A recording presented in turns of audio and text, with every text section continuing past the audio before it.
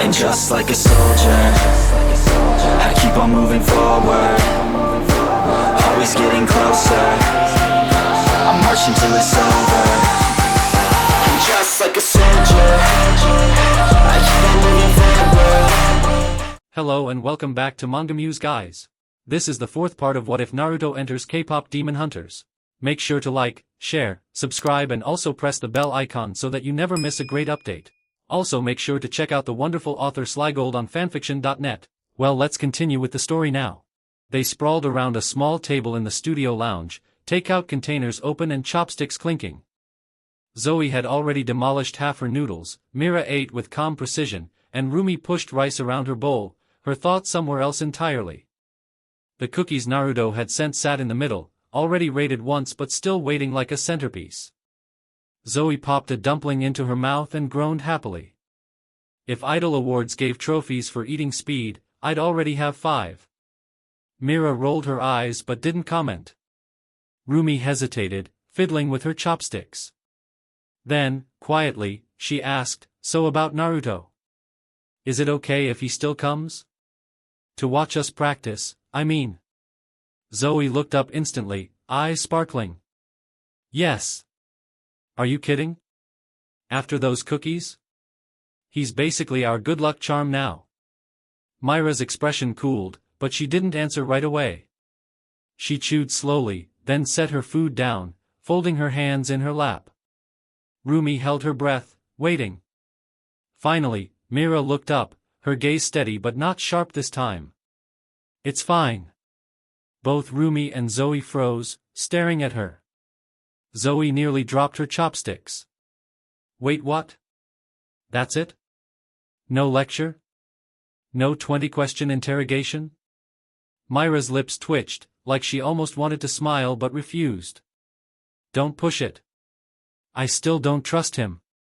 It's clear he has secrets. But it's not like I hate him either." She lifted her tea, sipping calmly. "If he makes you this happy, then I can deal with it for now." Zoe blinked, stunned into silence for a full 3 seconds before squealing. "Oh my god, this is character growth." Rumi, though, felt her chest soften. She hadn't expected Mira to give ground so easily. Relief spread through her, warm and quiet. "Thank you," she said softly. Mira set her cup down, meeting Rumi's eyes evenly. "Just don't make me regret it." Rumi slipped out of the lounge, the muffled sounds of Zoe and Mira still bickering faintly behind her. She pulled out her phone, thumb hovering over the number she'd memorized faster than she'd admit. The line rang 3 times before a familiar voice picked up. "Hello?" Her chest eased at the sound.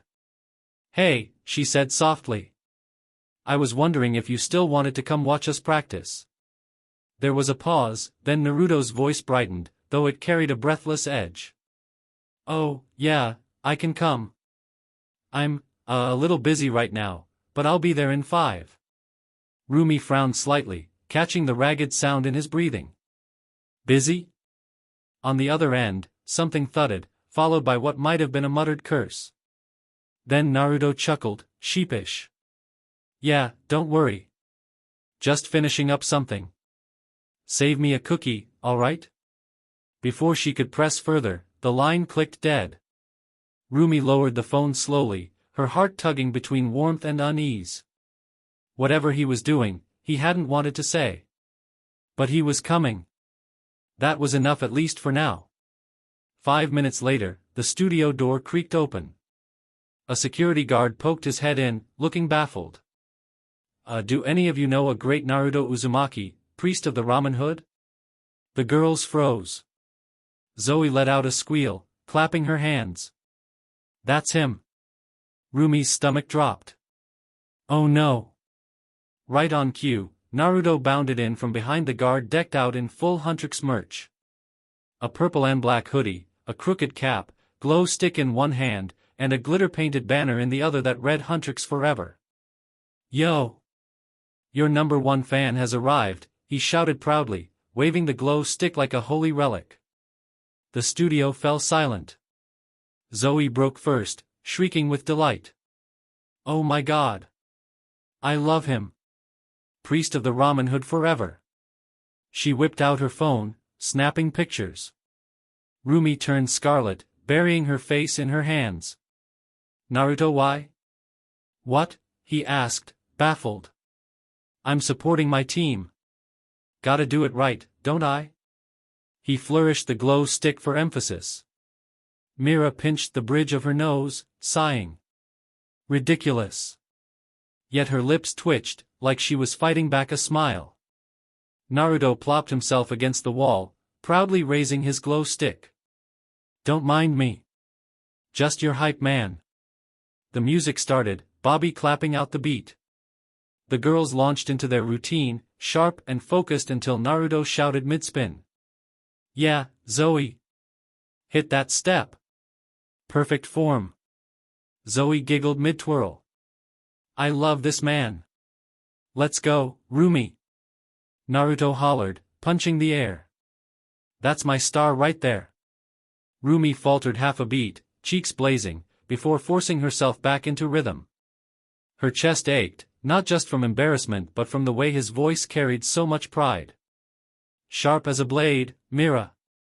Naruto bellowed. Teach em how it's done. Mira froze mid-turn, hissing under her breath, for the love of someone shut him up. Zoe snorted between steps, but Bobby's glare cut across the room. Naruto, he barked without looking up from his clipboard. Cheering sections closed. Sit. Naruto blinked. Oh. Right. He sheepishly shuffled into the corner, glow stick lowering, but his grin never faded. The music carried on, the girls sharper now, the energy high. And even when he stayed quiet, Rumi caught him mouthing encouragements, his eyes never leaving her. And every time they did, her heart stumbled in ways no choreography could fix.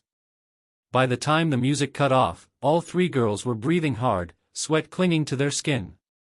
They froze in their ending pose, chests heaving, before straightening and bowing. Bobby clicked his pen against the clipboard, scanning his notes. Then, slowly, he nodded. Better. Much better. Timing's cleaner, transitions tighter. If you keep this up, the Idol Awards won't know what hit them. Zoe pumped a fist into the air, still panting. Yes. We're unstoppable. Mira gave a sharp nod, but the faintest smile tugged at her lips. Even she looked satisfied. Rumi exhaled, relief washing through her. It hadn't been perfect, but it had been good. And for the first time in days, she felt light on her feet instead of heavy. All right, 15-minute break, Bobby said, flipping the clipboard shut.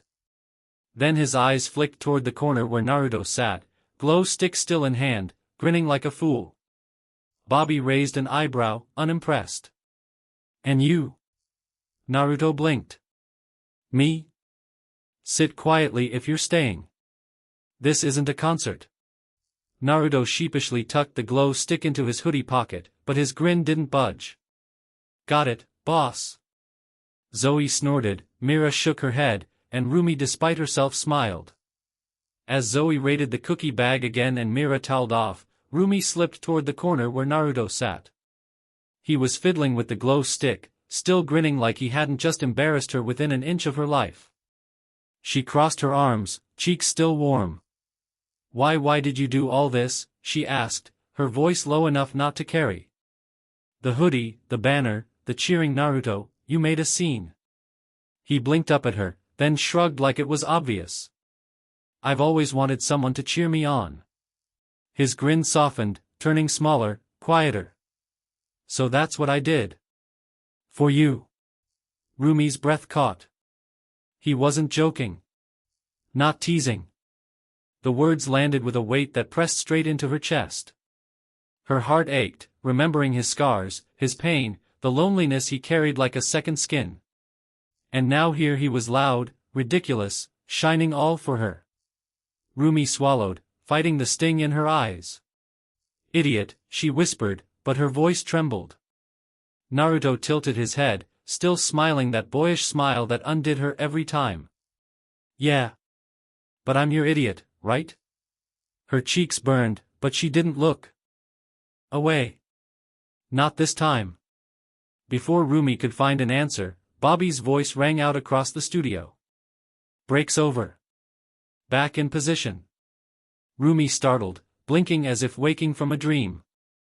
Naruto just leaned back against the wall, grin still warm, glow stick twirling idly between his fingers. She swallowed hard, forcing her legs to move, rejoining Mira and Zoe on the floor. Her pulse was still racing, but she buried it under the music as Bobby clapped out the tempo. The track kicked in again, beats sharp and demanding. This time, though, every step felt lighter. Every note steadier. The words Naruto had spoken clung to her chest, driving her forward. From the corner, Naruto watched silent now, but his eyes never leaving her.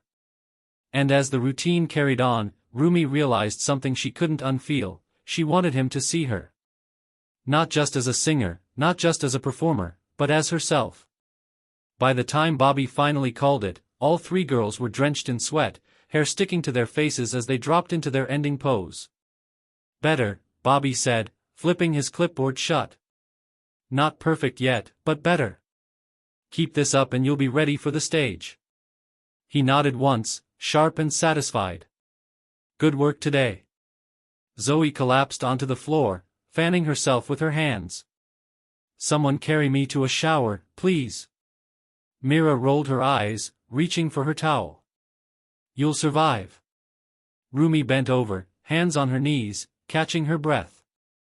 Her muscles burned, but her chest was light. She'd felt something different this time, stronger, freer. From the corner, Naruto leaned off the wall, grin easy. Hey, he said, scratching the back of his neck, since you're done, wanna grab something to eat? Rumi's head shot up, her heart stumbling. What, me? Yeah, you. He chuckled.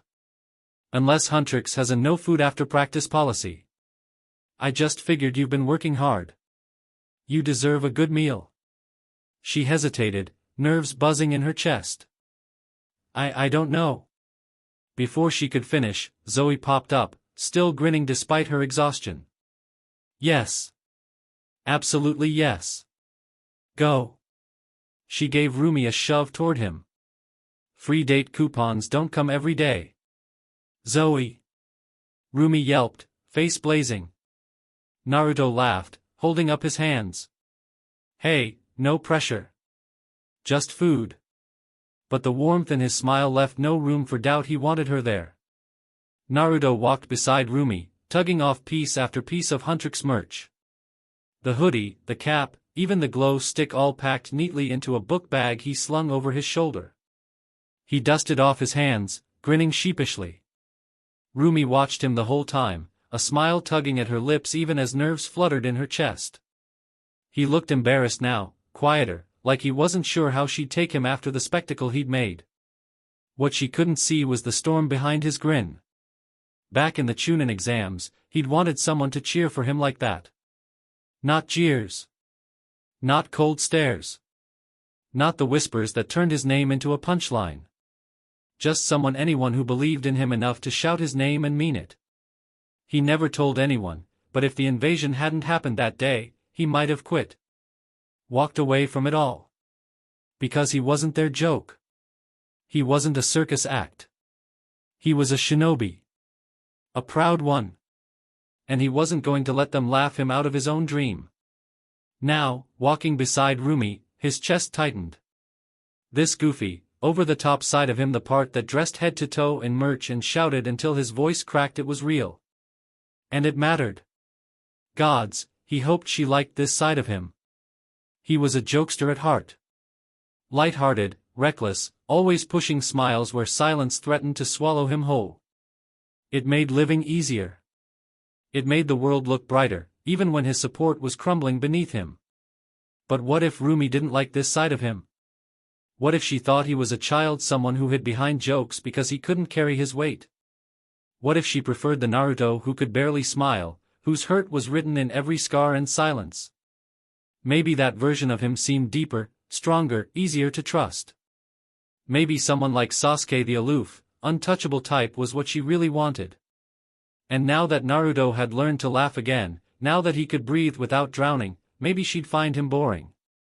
The thought lodged in his chest like a kunai. He used to never think like this. Back then, he didn't care what people thought. Their stares, their whispers, their hate, he wore it like armor, laughed louder just to spite them. Caring too much only left him bleeding. But Rumi was different. She made him wonder if his jokes were too much. If his smiles were enough. If the way he carried himself mattered in ways it never had before. And he didn't know why. She wasn't his teammate, his rival, or his sensei. She had no bond to his past. Yet somehow, one glance from her cut deeper than years of scorn, unraveling him in ways battle never could. It terrified him. Because for the first time in his life, he wanted someone to see all of him, the scars and the laughter, the strength and the weakness, and stay. The street stretched ahead of them, lit by neon signs and the low hum of evening traffic. Naruto adjusted the strap of the bag slung over his shoulder, his step steady, but his mind was anything but. He carried the weight of his thoughts in silence, every laugh he'd ever forced, every scar he'd ever earned pressing in at once.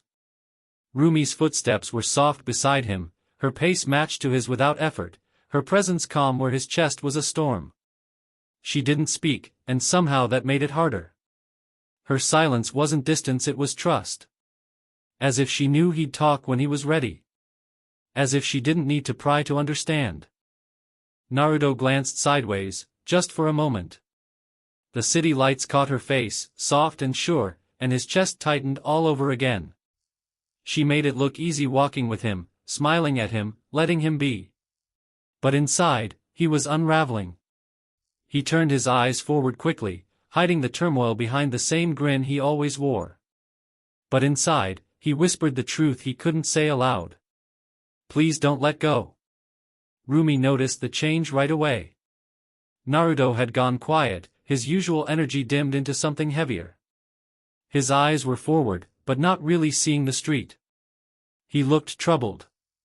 Her chest tightened. Why? What could he possibly have to be afraid of, just walking here with her?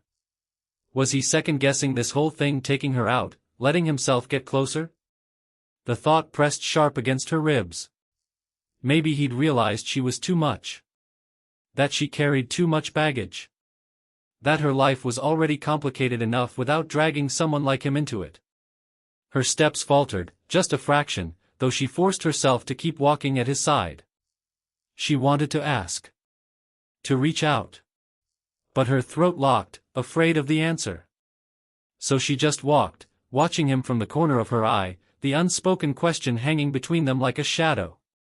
They walked in silence, the city alive around them, neon signs flickering, cars rumbling past, laughter spilling from side streets. But none of it touched the quiet hanging between them. Rumi kept sneaking glances from the corner of her eye. Naruto's grin was gone, his shoulders drawn tighter than usual. He looked small, in a way she wasn't used to seeing. And that scared her more than she wanted to admit. By the time they reached a narrow street lined with food stalls, her nerves were so knotted she almost couldn't breathe. Naruto finally slowed, stopping in front of a daikochi stand where skewers of glazed chicken sizzled over open flame. The vendor waved them over, the smell sweet and sharp in the night air. Is this good? Naruto asked, his voice softer than usual, uncertain. Rumi nodded quickly, unable to trust her voice, relief and nerves tangling in her chest. He smiled, faintly nervous, almost shy, and stepped forward to place the order. They took their food and found a small bench tucked to the side of the stall, the paper-wrapped skewers warm in their hands. For a moment, neither of them spoke, the weight of everything unasked still hanging between them. They ate in silence, the glaze from the skewers warm and sticky against their fingers. The night air buzzed with the sound of the grill, the chatter of passing strangers, but between them there was only quiet. Naruto turned his skewer in his hand, staring at it like it held answers he couldn't find. His voice finally broke the stillness, low and steady. Rumi, where do you see us going from here? The question hit her harder than she expected. She blinked, her chest tightening as the words sank in. He wasn't teasing. He wasn't hiding behind jokes or nervous smiles. For once, he was laying himself bare. Her throat felt dry, her heart hammering as she searched for something to say. She'd thought about it, of course she had. About what it meant to have him beside her, what it meant to want more. But hearing him ask it out loud, it made the weight of her feelings real in a way she hadn't been ready for. She looked at him, then really looked. At the boyish grin gone from his face, at the quiet worry sitting in his amethyst eyes.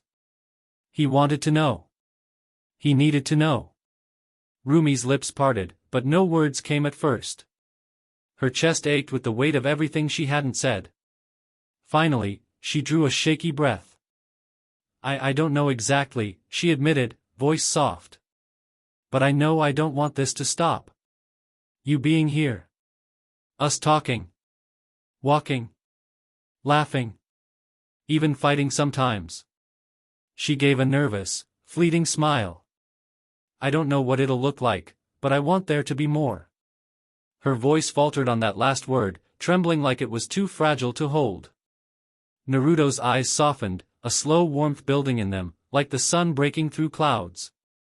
More's good, he said quietly, almost to himself. More's really good.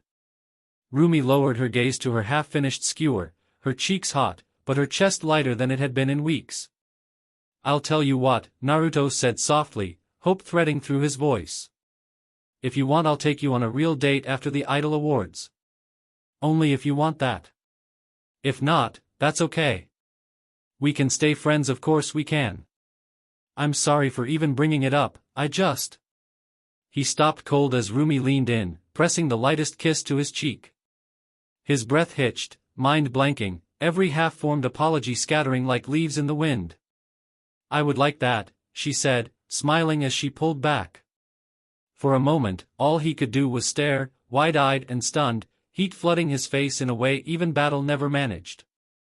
Then, slowly, his own smile broke through, bright, boyish, and real. The night air hummed around them, the noise of the city distant. For just that moment, it was only the two of them, sitting side by side with something fragile and new sparking between them.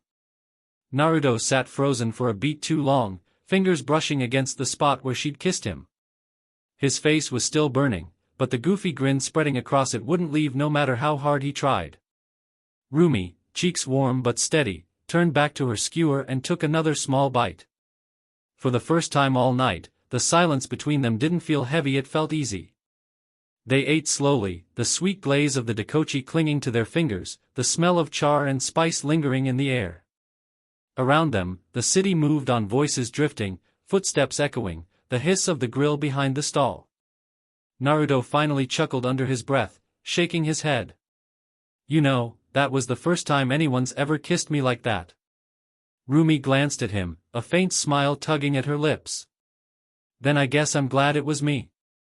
He looked down at his half-eaten skewer, the smile still on his face, softer now. Me too. They finished their food without rushing, shoulders brushing now and then, the world narrowing to that small bench on a side street. Neither of them needed to say anything more because the promise had already been made. Rumi glanced at the time on her phone and sighed softly. I should head back. The girls will worry if I'm out too late. Naruto straightened immediately. I'll walk you. It's no problem. She shook her head, smiling gently. No thanks. I'll be fine. Something in her tone, soft but certain, made him stop. He nodded slowly, not pushing. All right. Just call me when you're back, okay? Her smile lingered as she rose, adjusting her bag. I will. She walked off into the glow of the streetlights, her figure weaving into the stream of the city until she was gone. Naruto stayed where he was, sitting perfectly still on the bench. His body didn't move, not even a twitch, as his thoughts tangled. About her. About the promise they'd just made. About everything he hadn't said. Then he felt it. A warmth. Not chakra exactly, not the sharp, electric flow he'd known all his life, but something close. Familiar in its weight, its hum, its pulse. It brushed against him like a memory, coiling at the edge of his senses. It took him a full minute to place the feeling. That warmth thrumming at the edges of his senses, the pulse of life in the air around him, he knew it. Sage mode. His breath hitched. He didn't even know he could still access it. The idea hit fast and reckless. He pressed his hands together, trying to summon a shadow clone. Agony ripped through him. A sharp, searing pain lanced his body, and he collapsed onto the bench, clutching his chest. His eyes went wide as he felt his energy tearing at itself, malice gnawing at the balance Sage mode demanded. He understood instantly. His demon chakra couldn't sustain the merge. The moment he tried to mold natural energy with it, the two forces clashed like oil and fire. His reserves bottomed out, leaving him with little more than a chunin stamina before the pain forced him to break the link. Gritting his teeth, he tried again only to feel that same malignant resistance, his demon energy thrashing violently against the balance of Sage mode. He cursed under his breath. Once a day. That was all he had. Any more, and the malice in him would eat the attempt alive. But maybe. Theoretically. If he pushed, trained, fought against the corruption in his chakra, he might be able to hold it longer. He might even be able to grow it.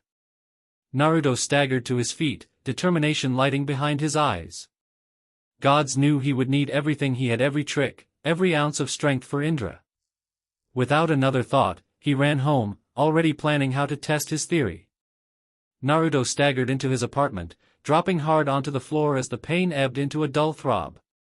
He pressed a hand against his chest, breathing sharp and shallow. So that's it, he realized grimly. It's not my chakra anymore. It's Kurama's demonic energy, what Kaguya left behind. The moment Sage mode touched it, the balance wavered, his demonic energy clawing against the harmony of natural energy. The smallest traces of chakra left in him, remnants of what he used to be, gave him just enough of a foothold. But it wouldn't last. One jutsu. That's all he could manage before. The balance shattered. A rasengan, maybe. Shadow clones if he pushed it later. But for now? One chance. One move. His hands curled into fists against the floor. Sage mode used to make him unstoppable, but now it was a razor's edge, unsteady, dangerous, ready to break him if he leaned too hard. He swallowed, sitting back slowly, his face hardening. Naruto trained until Sunday. Day after day, he pushed himself to the edge, dragging his body through exhaustion until his lungs burned and his muscles screamed. Each attempt at Sage mode ended the same: at first collapse, backlash, failure. But slowly, painfully, he carved out progress. By the end of the week, he could hold the balance long enough for 2 jutsu. 1 shadow clone. 1 rasengan. No more. It wasn't much, but it was something. And gods, he hoped it would be enough. He caught one more practice with the girls, even shared another quiet dinner with Rumi. Her laughter, her presence, the way she looked at him like he wasn't broken, it all rooted itself deep in him. For the first time in years, he let himself imagine a future. Maybe, just maybe, he could survive this. And if he did, maybe he could have a chance at living with her in his life. But survival came first. His training grew harsher as the days ticked down. Sword in hand, he drilled until the blade felt like an extension of his own will. His trust in his soul sword deepened, its edge carrying the weight of his resolve. He learned to pour his demonic energy into every strike, a perfect merge of fury and precision, chaos made into something sharp and controlled. He trained and trained and trained, breaking past limits he didn't know he had.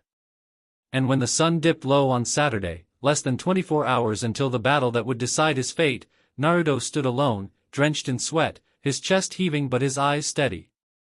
Tomorrow would decide everything. Naruto had called her to the rooftop, but now that Rumi stood in front of him, smiling in the glow of the city lights, he almost wished he hadn't. "Great news," she said, her voice bright and bubbling with pride. "I convinced Bobby to give you front row seats to the Idol Awards tomorrow." She looked so happy. So alive. Her smile was radiant, her eyes shining with joy at the thought of him being there. For a moment, Naruto let himself imagine it: the lights, the music, her voice soaring, her eyes searching for his in the crowd. He could almost feel the warmth of it, the belonging. And then the weight in his chest crushed the vision to dust. "I'm sorry, Rumi." His voice cracked before he steadied it, looking away. "I can't. I have unfinished business." Her smile faltered, slipping into a frown. Her posture stiffened, her guard rising in an instant. "What business?" "Naruto, why do you sound like," her lips trembled, her voice a fragile whisper, "like you might not come back?" He clenched his fists at his sides. If he looked into her eyes, he would break. So he forced himself to keep his gaze fixed on the city beyond her. "Do you remember the day the ramen shop was destroyed? That wasn't an earthquake. It was a demon. From my old world. He attacked me. And it ended in a tie." The color drained from her face.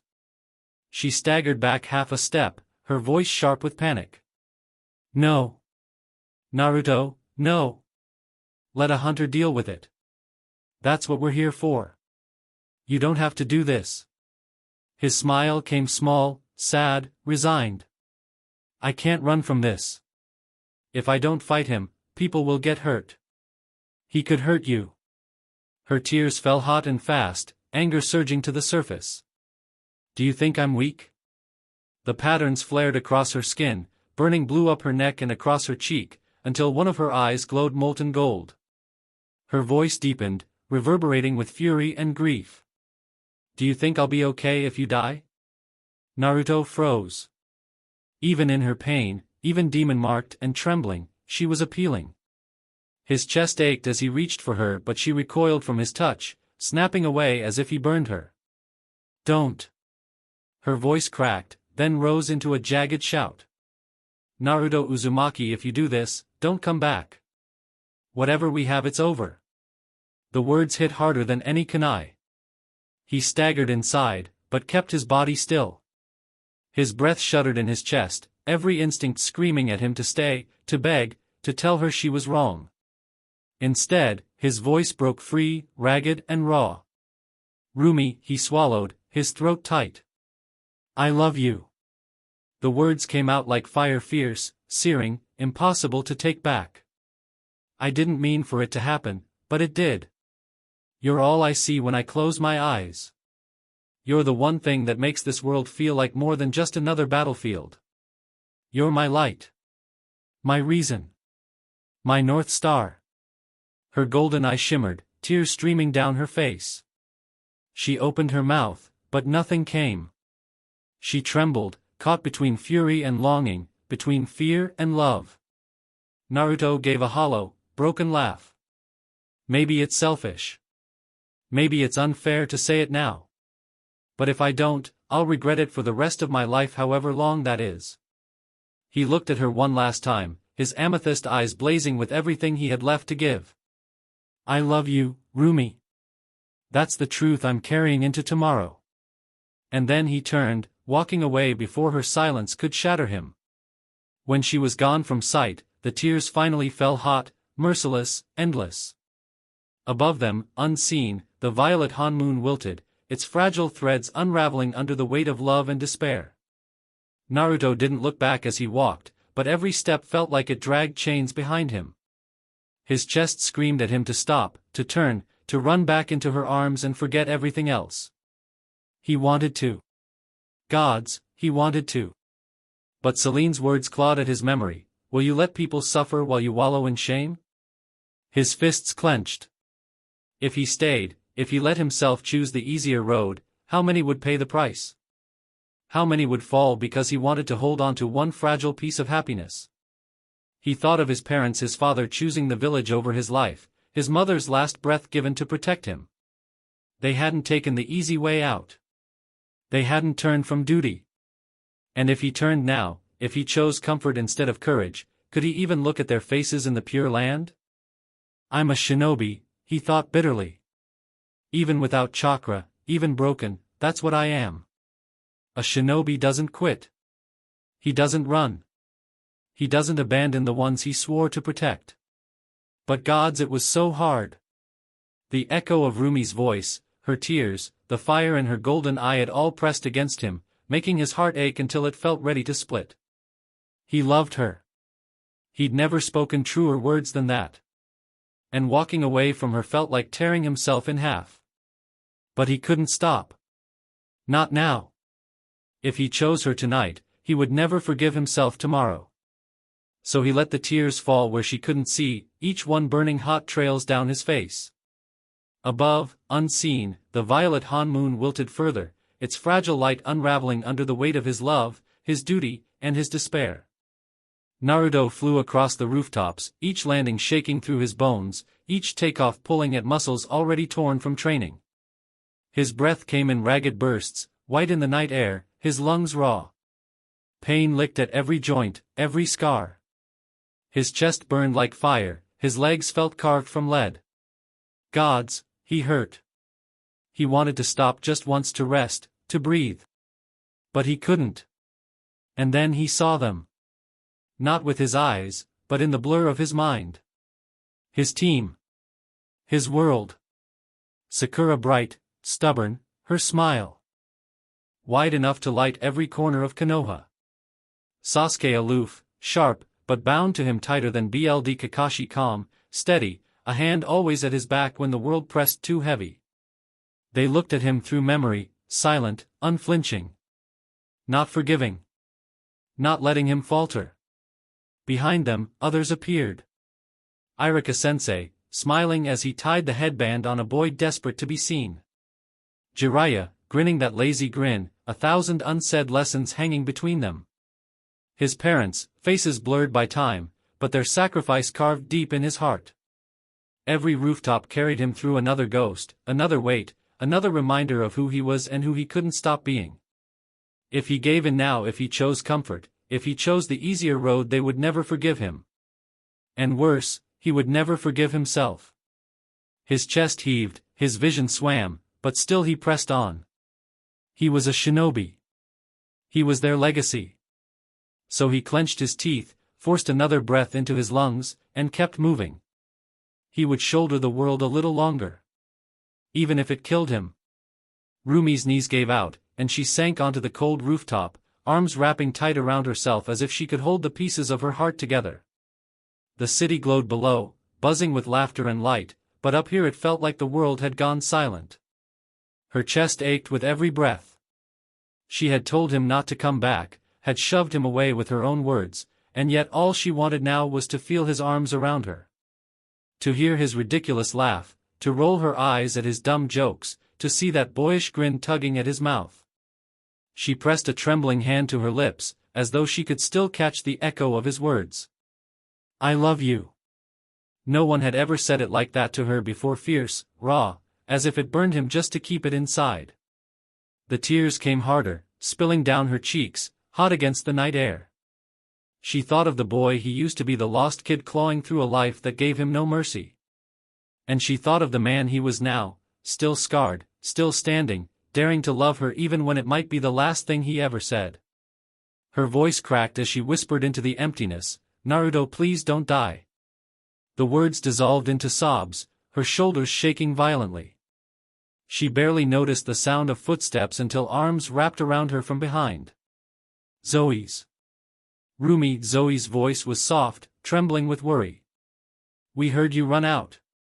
I didn't think I'd find you like this. Rumi turned blindly, burying her face in Zoe's shoulder as the sobs tore out of her. Zoe held her tight, swaying gently, tears prickling in her own eyes. Mira stood a step away, her face pale, her composure cracking at the sight. For once, she didn't have sharp questions or cool disapproval. She just knelt beside them, placing a hand on Rumi's shaking back. None of them spoke after that. They didn't need to. The three of them stayed on that rooftop, huddled against the night, Rumi's grief spilling into their silence, binding them tighter than words ever could. The night finally came. The Idol Awards. Backstage was chaos, stylists rushing with last-minute brushes, hairpins clattering on tile, assistants shouting cues over the din of clashing warm-up music. Every hallway buzzed with tension, perfume and hairspray heavy in the air. The thrum of the crowd outside carried even through the walls, a roar of anticipation waiting to erupt. Zoe was electric, bouncing on her toes like she'd already downed 3 energy drinks. "We're gonna kill this," she whispered fiercely, tugging at Rumi's sleeve. "I can feel it." Mira stood at the mirror, checking every seam of her costume, movements precise, face calm, but the tightness of her jaw betrayed her nerves. She noticed Rumi in the reflection, still seated, still distant, and her gaze softened. Rumi sat on the vanity stool, hands limp in her lap, her reflection pale. She had gone through the motions, makeup perfect, dress fitted, hair pinned, but none of it felt real. The slump from the rooftop hadn't left her. Her chest still carried the echo of his words. "I love you." And the heavier echo of her own. "If you do this, don't come back." Her stomach knotted. What had she done?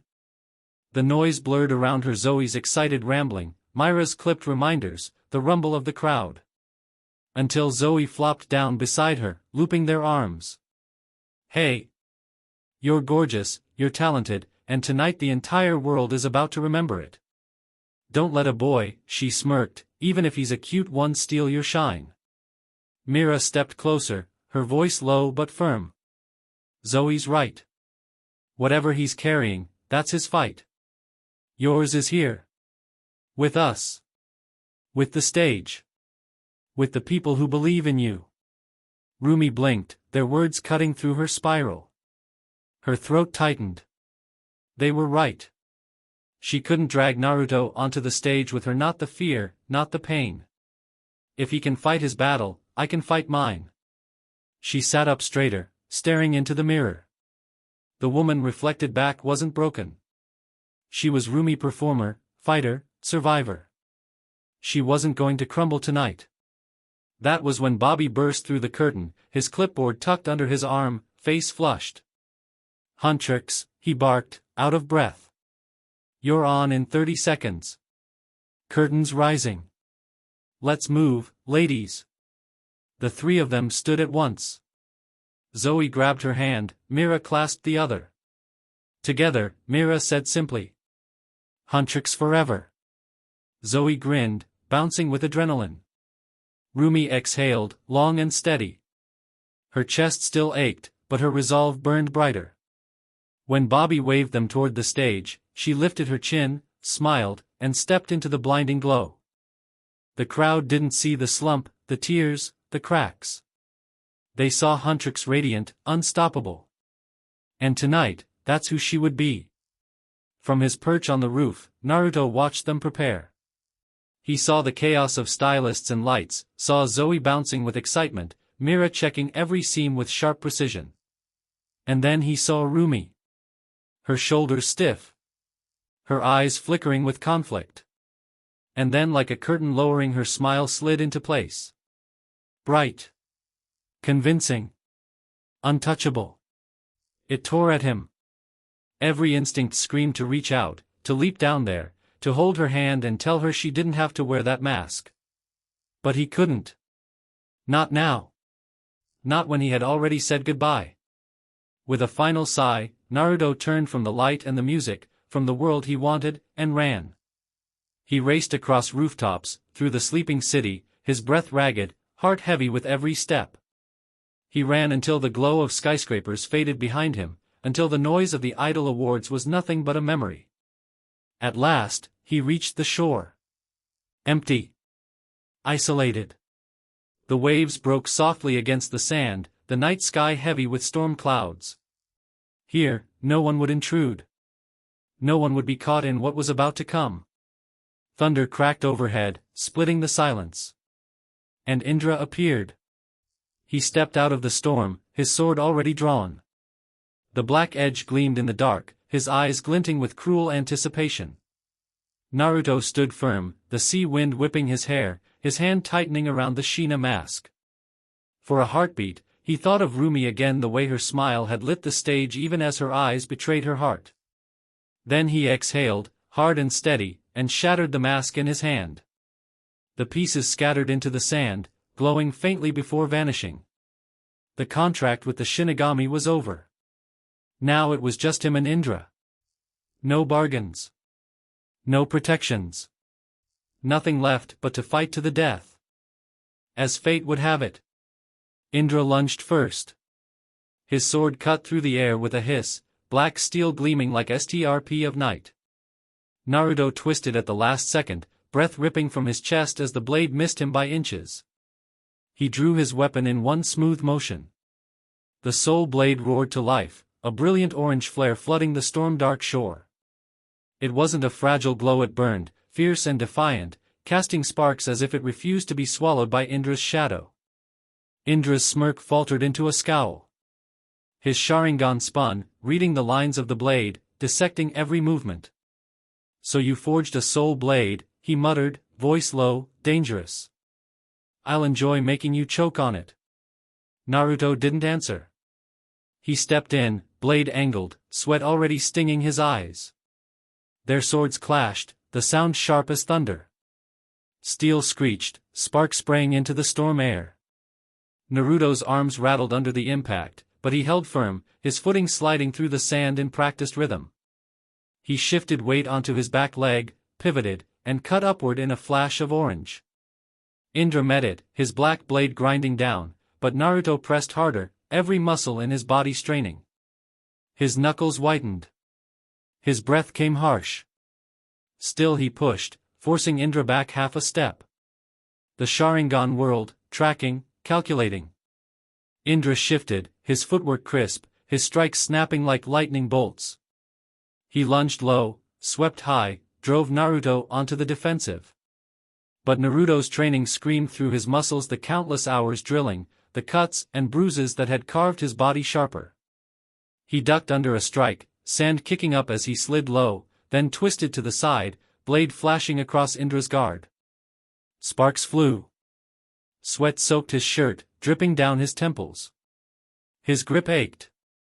Every step was a war of balance, heel to toe, pivot to slide, twisting just enough to keep Indra's black blade from carving him open. Their blades sang against each other, sparks hissing out into the storm, every clash louder than the last. Lightning cracked above them, painting the shore in silver. And through it all, Naruto didn't break. His body screamed, his lungs burned, but he met Indra's eyes and kept swinging. Naruto's breath tore in and out, every muscle screaming, every nerve frayed. Indra's black blade pressed down again and again, relentless, a storm in human form. For a moment, Naruto faltered. His grip wavered, his feet slid in the sand. The old voice whispered, "You can't win this." But then his gaze fell to the blade in his hand. That orange light, burning, steady. Not just a weapon, a piece of him. His soul made steel. So he let go. Not of the fight, but of the doubt.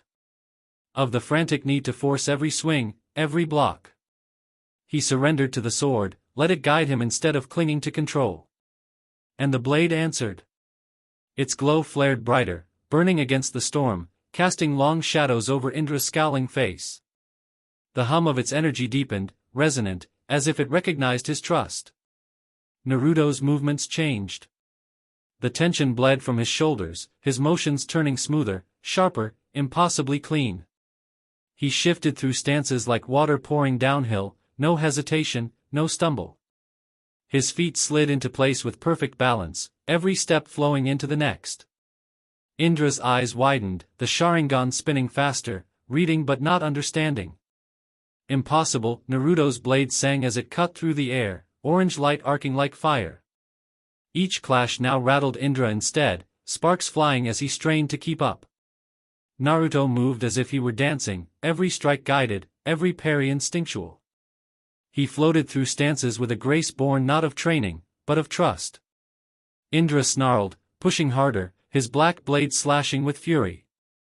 But no matter how he pressed, Naruto was there flowing, answering, his orange soul blade brighter with every clash. For the first time, Indra felt the edge of fear. Far away, back at the Idol Awards, the world was all light and thunder. The crowd was a sea of glow sticks, the floor shaking with every stomp and scream. HUNTR had just finished their set, the last note of "How It's Done" still ringing in the rafters before it was swallowed by a roar of thousands. Backstage was chaos. Staff darted with headsets, makeup brushes and towels at the ready, shouting cues over the music pounding from the next group on stage. The air was thick with hairspray and adrenaline. Zoe was electric, practically vibrating, her grin so wide it almost split her face. She paced in circles, laughing breathlessly. "We crushed it. Did you see the front row? They were losing their minds." She twirled in place, arms wide, basking in the echo of the crowd.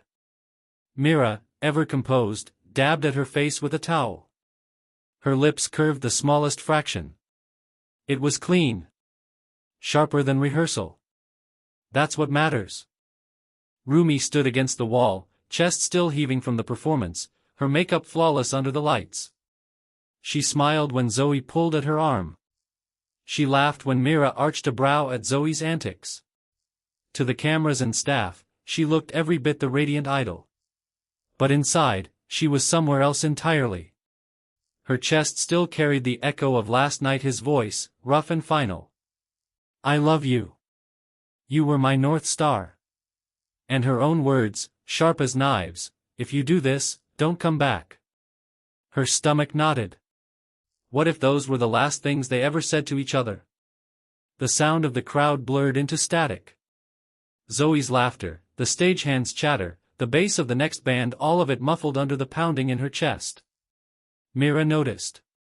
She always noticed. Stepping closer, her voice dropped low enough for only Rumi to hear.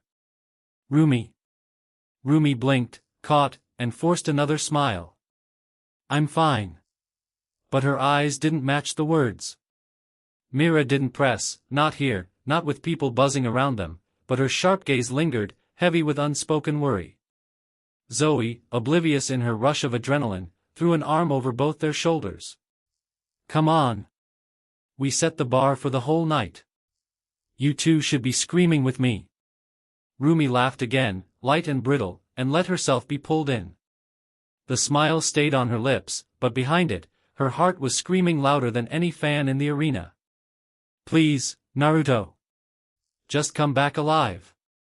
And as the noise swelled, she realized with a pang that no trophy, no stage, no spotlight could ever matter as much as the thought of losing him. Back on the beach, history was being written in sparks and steel. Naruto's orange soul blade clashed against Indra's black steel again and again, each strike ringing like a tolling bell. With every clang, Naruto felt Indra's emotions bleeding through the force of his strikes. Rage. Bitterness. Jealousy. Pervy Sage's words echoed in his skull, "Shinobi can have a conversation with their fists." But this wasn't a conversation. It was screaming. Indra's blade roared with fury, not reason. His strikes weren't just meant to kill, they were meant to punish. To prove. Naruto grit his teeth, sweat running down his temple, his shoulders aching from the relentless weight of each blow. He could see it in Indra's eyes, this wasn't about him. Not really. Indra wasn't seeing Naruto at all. He was seeing Ashura. His brother. The one who had stolen everything from him in another lifetime. Jealousy. That was the fire in every swing. And Naruto didn't understand it. He would have given anything to have his brother back. His mind flashed to the valley of the end. The roar of waterfalls, fists breaking stone, BLD mixing with the river. He had given everything in that fight to bring Sasuke home. His body broken, his will stretched to the brink, and still, he had failed. That failure had shaped him. He had trained until his body collapsed, fought until his hands bled, beaten back every enemy that threatened his village, all for the same goal, to bring Sasuke back. His brother in all but BLD. Two goals had carried him through his whole life, to become Hokage, and to protect his precious people. But now? He could never be Hokage. Too much had been stripped from him. And too many of his precious people were gone. Too many funerals. Too many empty chairs. But this second chance, this strange world, this new bond, he would not let Indra rip it away. He snarled, pushing forward with every ounce of strength left in him, orange light blazing against Indra's black storm. "I'm not letting you take this from me." The sand beneath them exploded with each strike, the storm above answering their fury. Naruto's chest heaved, his blade steady in his grip. He wasn't just fighting for himself anymore. He was fighting for everyone he had lost and for the one person still waiting for him. Indra's Sharingan narrowed. The rhythm of their blades was going nowhere, each clash sparking but neither giving ground. With a sharp hiss, he leapt back, hands flying through seals. Katan, Gokakyu no Jutsu. Fire roared from his mouth in a stream of burning orbs, each one blazing brighter than the last. They streaked toward Naruto, lighting the night sky in orange and red. Naruto flipped back, sand exploding under his heels as fireballs scorched past him. Heat licked his skin, searing close enough to sting. He gritted his teeth. Every step was retreat. I need to get in close, he thought, frustration burning through him. Indra wasn't done. His hands blurred again, faster than lightning. Suetun, Suryuden no Jutsu. The sea itself rose up, coiling into the shape of a dragon. Its massive head snapped forward, jaws wide, the weight of water threatening to crush everything in its path. Naruto didn't hesitate. His patterns flared across his skin, swirling violently, glowing a deep, BLD red light. The markings pulsed like molten veins, burning brighter with each heartbeat. His whiskers darkened, thick lines of shadow. His eyes shifted from amethyst to ruby, pupils narrowing into sharp slits. His nails elongated into claws, a faint red aura rolling off him like heat from a furnace. He felt it instantly power coursing, raw and savage. His body felt lighter, faster. Every nerve alive. Indra's water dragon thundered toward him, the ground shaking under its weight. Naruto dropped low, sliding forward under its snapping maw, the spray of salt water exploding over his back. He came up inside its wake, drenched but unbroken, his soul blade burning orange against the red aura around him. With a guttural roar, he swung. The blade carved through Indra's guard, the force sending a shockwave across the shore. Sand whipped into the air, the ground cracking under their feet as Indra was knocked back, his boots digging furrows into the earth. For the first time, the Uchiha's face twisted not with scorn, but with genuine surprise. And Naruto stood there, aura blazing, chest heaving, blade steady. No longer retreating. No longer holding back. Indra staggered back, boots grinding deep into the sand. His Sharingan whirled furiously, trying to read, to calculate, but what he saw enraged him more than anything. This wasn't the same boy he had faced before. Naruto's stance was stronger, his blade steadier, his aura blazing with an almost unbearable confidence. Not arrogant superiority. And Indra felt it. It clawed at him, burned through his veins, twisted like a knife in his chest. He was the eldest. The firstborn. The genius. The one destined to lead. Ashura was supposed to follow, to trail in his shadow. Not to surpass him. Not to stand taller. Never again. The word ripped through his skull, drowning reason. His teeth ground so hard BLD filled his mouth. His blade trembled with fury in his grip. Ashura. His voice cracked the night like thunder, raw and primal, the name spat with centuries of hate. His aura erupted. Chakra poured out of him, black and burning, tangled with something darker, his demon energy spilling like tar into fire.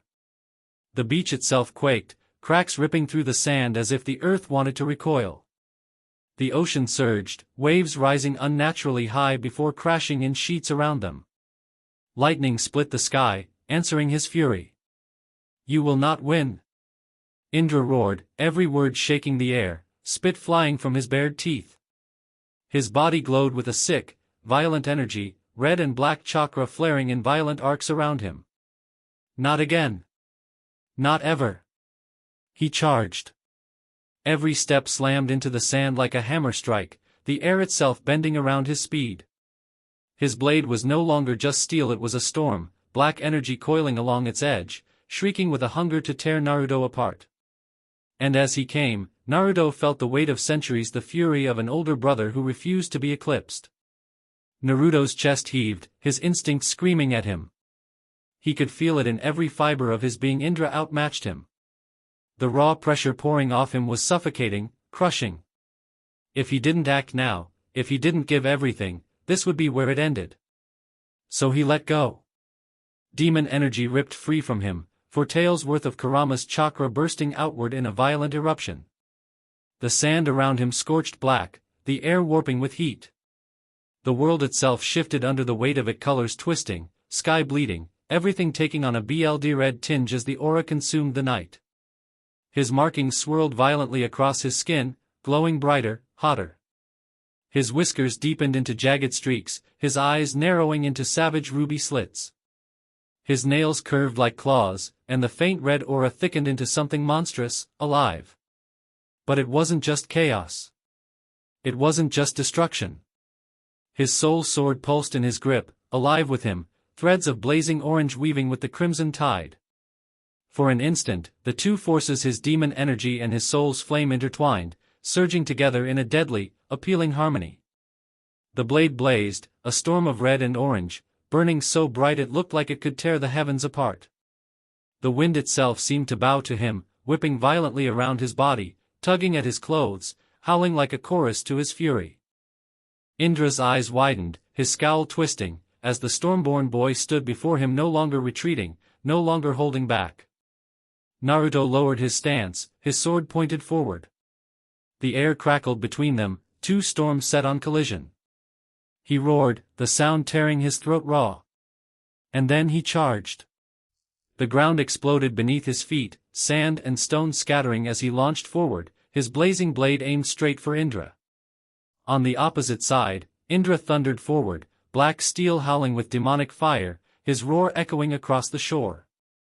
2 destinies, 2 storms, rushing headlong into each other. The night held its breath. And then, with a sound that split the heavens, they collided. When they met, the world itself seemed to rupture. The clash split the night with a sound like the sky breaking. A shockwave burst outward, a wall of force so strong it flattened dunes, sent waves rearing back, shattered rocks into dust. Birds screamed from the cliffs and fled into the storm. The 2 of them, locked at the center, blades grinding against each other, red, orange, black energy writhing together, tearing the ground under their feet into craters. And neither yielded. The idol awards roared on in a storm of lights and sound. HUNTR had just left the stage again after performing their second time, their voices still echoing while another group took over under strobing reds and blues. Fans screamed themselves hoarse, the arena pulsing like it might tear apart. Backstage was chaos, staff rushing with headsets and towels, cameras flashing, Zoe buzzing with energy, Mira steady but sharp as ever. Rumi smiled when she needed to, laughed when someone looked her way, but her thoughts were far from the noise. That was when the tremor hit. At first, people thought it was the crowd, the bass, the kind of shaking that came with too many bodies packed into one place. But then a second wave rippled underfoot, heavier, deeper, enough to rattle the hanging lights and make the stagehands pause. "Is that an earthquake?" someone whispered. Rumi froze, her pulse hammering. She knew better. Because far away, on the dark shore, Naruto and Indra's blades had just collided, and the shockwave of their clash was spreading out across the city like thunder. A savage wind tore across the shore, ripping sand into spirals and bending the ocean into jagged walls of spray. The shock of their clash hadn't faded, it had multiplied, spiraling outward until the world itself seemed caught in their storm. At the center stood Naruto and Indra, blades locked, muscles straining, neither giving an inch.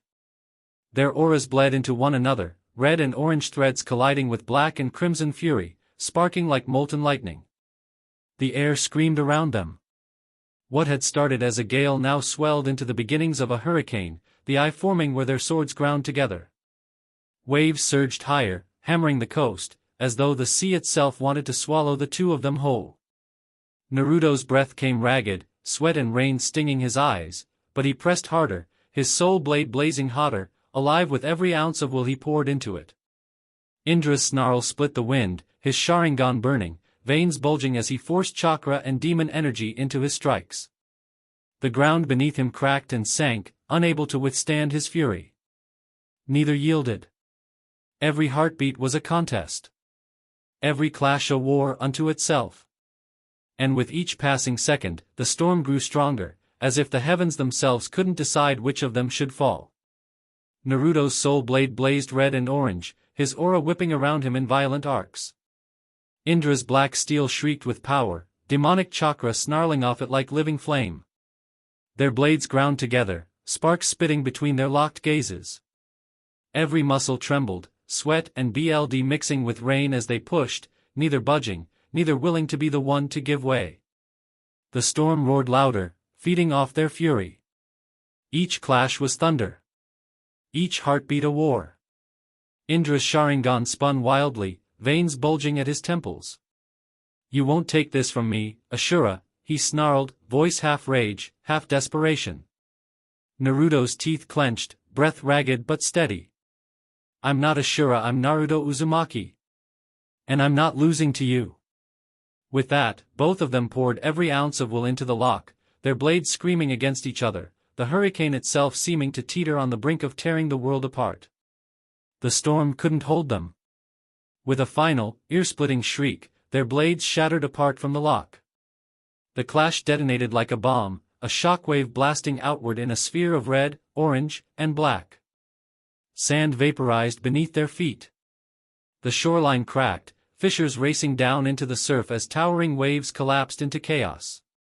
The hurricane's eye split open, flinging shards of debris and water into the sky.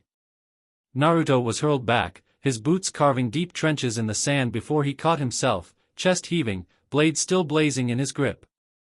His ears rang, blood dripping from his lip where he'd bitten down too hard. Indra wasn't much better. He skidded across the beach, his black sword shrieking as it carved sparks into the stone, his Sharingan wide and furious. His aura flickered with instability, the violent mix of chakra and demon energy crackling dangerously around his body. For a heartbeat, there was silence. The sea hissed, rain battered the shore, the hurricane circled like a predator. Then, without hesitation, they both lunged again, this time with fists and fury, bodies colliding in raw, brutal hand-to-hand combat. The dressing room buzzed faintly with muffled music and distant cheers, but inside it was quieter, tense. Zoe had gone unusually still, picking at the edge of her water bottle, while Mira's sharp gaze lingered on Rumi. Finally, Mira leaned forward, her voice low but firm. "Rumi, what is he?" Rumi blinked, caught off guard. "What?" Mira's eyes narrowed. "Don't play dumb. It's no coincidence. He disappears, you're worried sick, and suddenly the air feels like it's splitting in half out there. Energy like that doesn't just happen." The silence hung heavy. Rumi opened her mouth to answer, to defend him, maybe, or to push back, but another voice cut through the room before she could. "He's a half-BLD hunter," the voice said, smooth and unshaken. All three girls spun toward the doorway. Celine stood there, her coat still dripping faintly from the rain outside, eyes glinting in the low light. "Calm. Certain. And right now," she continued, stepping inside, "he's fighting for his life to protect this world. So you can reseal the Han Moon before Jiraiya breaks free." Her words dropped like a weight, filling the room with a sudden, awful gravity. Zoe gasped. Mira's jaw tightened. And Rumi's heart nearly stopped. The silence after Celine's words was suffocating. Zoe's eyes darted between them, wide and uncertain, but it was Mira who broke it, her voice low and sharp. "A half-BLD hunter? Rumi, you knew something, didn't you?" Rumi flinched. You did," Mira snapped, her chair scraping as she stood. "You knew there was more to him. You've been hiding it from us." "I wasn't hiding." "Yes, you were," Mira cut in, her tone cold, slicing. "While the rest of us are trying to hold everything together for the awards, for the Han Moon, you're keeping secrets about some stranger who suddenly shows up in our lives." Rumi shot to her feet, her voice breaking as anger and fear tangled together. "He's not just some stranger. He's," her throat closed on the words, but her eyes burned as she met Mira's glare. "He's someone who's been through hell and still chooses to fight for people he barely knows. For us. Mira's jaw clenched, her gaze unyielding. Or for you. The room went still. Rumi's breath hitched, her chest tightening like a fist around her heart. Celine's calm voice slid between them, cutting through the heat. It doesn't matter why he fights. What matters is that he is fighting right now so that you three can do your part. The Han Moon isn't waiting.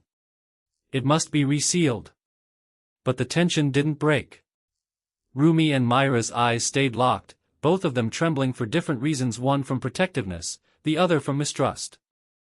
Their fists blurred too fast for the untrained eye to follow, each strike cracking the air like thunder. Sand blasted upward, shockwaves rolling across the shore with every impact. Indra pressed forward.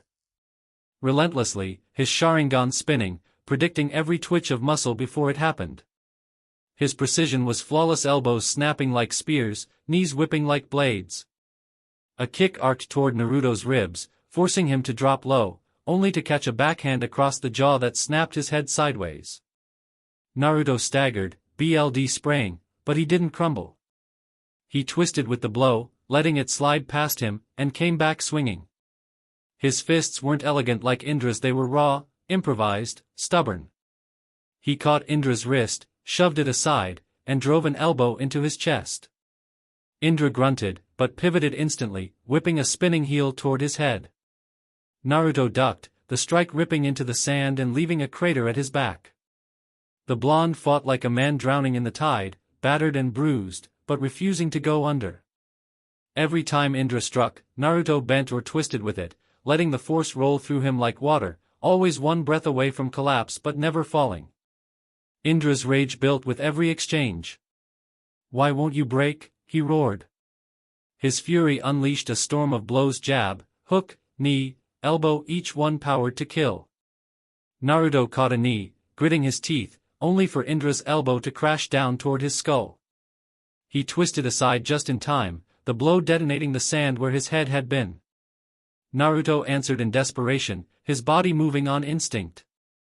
He drove a quick jab into Indra's ribs, a palm strike across his shoulder, but each hit was returned with double the punishment.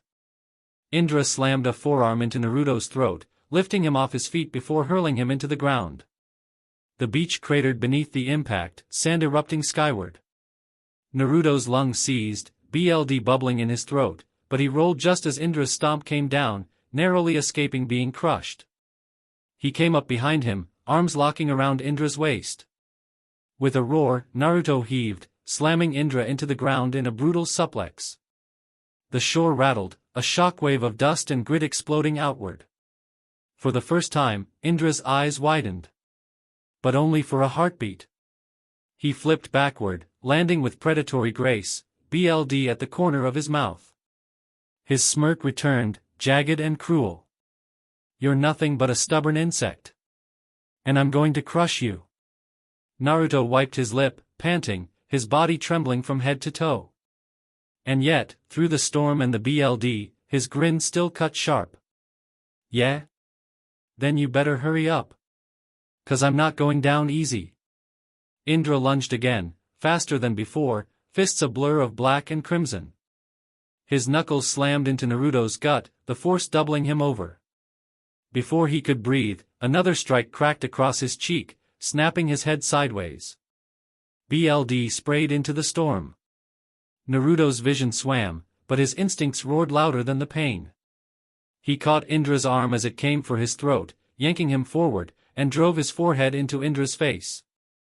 The crack echoed over the beach, and for a moment, both of them staggered back, dazed. Indra snarled, wiping BLD from his nose. His rage sharpened him. He surged forward, shoulder-checking Naruto with such force it threw him across the sand. Naruto rolled hard, ribs screaming, and came up spitting red. But he didn't back down. He charged. They collided in the middle, fists flying in a savage exchange, no thought, no technique, just raw will. Naruto's knuckles split open as they smashed into Indra's jaw. Indra's punches tore into his ribs, each one cracking deeper, each one threatening to shatter him.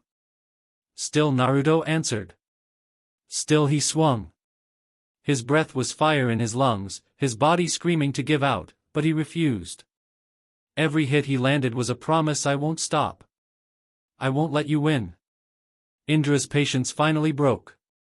He caught Naruto's fist mid-swing, twisted it savagely, and slammed his knee up into his stomach. Naruto gagged, air exploding from his chest, but even as he doubled over, he brought his other fist up and smashed it into Indra's temple. Both men reeled back, panting, bloodied, refusing to fall. The storm around them shrieked louder, as though the world itself was waiting to see which one would break first. Indra's chest heaved, sweat and bludstrkng down his face, but his fury only grew hotter. He slammed Naruto back with a vicious punch, then bared his teeth, spitting his words like venom. Just die, Ashura, he roared, his voice raw, shaking with rage. I need your soul so I can go home. Our home, the one you abandoned. His Sharingan blazed, crimson light reflecting in the spray of the storm. His lips curled into a snarl, spit flying with every word. You left it all to rot. Letting dear old grandmother crawl back into the world, letting her poison everything. Someone has to take accountability for her. The name, the shadow of Kaguya, hung heavy between them, cutting through the roar of the storm. Indra's voice dropped, dripping with contempt. And if that someone has to be me, then so be it. But first, Ashura, you're going to pay. With everything. He lunged again, black steel and fists leading the charge, his hatred burning hotter than the hurricane around them. Naruto steadied himself, chest heaving, blood dripping from his lip. He met Indra's blazing eyes not with rage, not with hate, but with something worse. Pity. It's gone, Indra, he said hoarsely, voice carrying through the storm. There is no home to return to. By now it's nothing but a barren wasteland. The words struck like knives. No! Indra's scream tore through the hurricane, wild and guttural. His face twisted, veins bulging at his temples as spit flew from his mouth. I refuse to believe it. Naruto didn't flinch, his gaze still steady. Indra's rage only deepened, his voice breaking into a roar. And stop looking at me like that. With a snarl, he moved out his hand. Black energy surged, wrapping his arm in jagged shadows. His sword, cracked and battered from their earlier clash, knit itself back together in an instant. The black edge gleamed like a shard of night, humming with power, stronger than before. Indra leveled it at Naruto, eyes bloodshot with fury. I'll carve that pity out of your face myself. As he charged toward Naruto. Naruto didn't move. The storm ripped at his clothes, the sand stung his skin, but he stood rooted, blade lowered at his side. Indra's howl split the air as he charged, black sword flashing like lightning, every ounce of fury aimed to split Naruto in two. It was reckless. It was suicide. But Naruto had a plan. Just before Indra closed the gap, his eyes shifted, pupils narrowing, the world sharpening as Sage Mode flared to life. Beneath the churned sand, his hidden clone stirred, waiting. Still, Naruto didn't budge. He let the moment stretch, let Indra believe he had him. The black blade screamed toward his chest, the force rattling the air. Naruto's lips moved, a whisper carried only to the storm. I'm sorry, Rumi. The strike landed. Steel carved clean through his arm, agony exploding white-hot as blood sprayed in a vicious arc. His severed limb hit the sand with a sickening thud. The world tilted, vision blurred, but he didn't fall. Indra froze, crimson eyes flashing with shock. That heartbeat was all Naruto needed. The ground erupted as his shadow clone burst upward, Sage Mode energy flaring wild. Rasengan. The glowing sphere slammed into Indra's gut, grinding, tearing, hurling him skyward in a spray of blood and sand. His scream was swallowed by the storm. Naruto moved. His body was breaking, his vision swimming, but his grip on the soul blade never wavered. He leapt, met Indra midair, and swung with everything he had left. The orange blade sang. It carved straight through Indra, splitting him clean in half. For an instant, the storm itself seemed to stop, silence swallowing thunder, waves, even the roar of wind. Only BLD and Shadow fell with the rain. Indra collapsed into the sand, gasping, his black blade shattering to dust beside him. For the first time, fear cracked his face.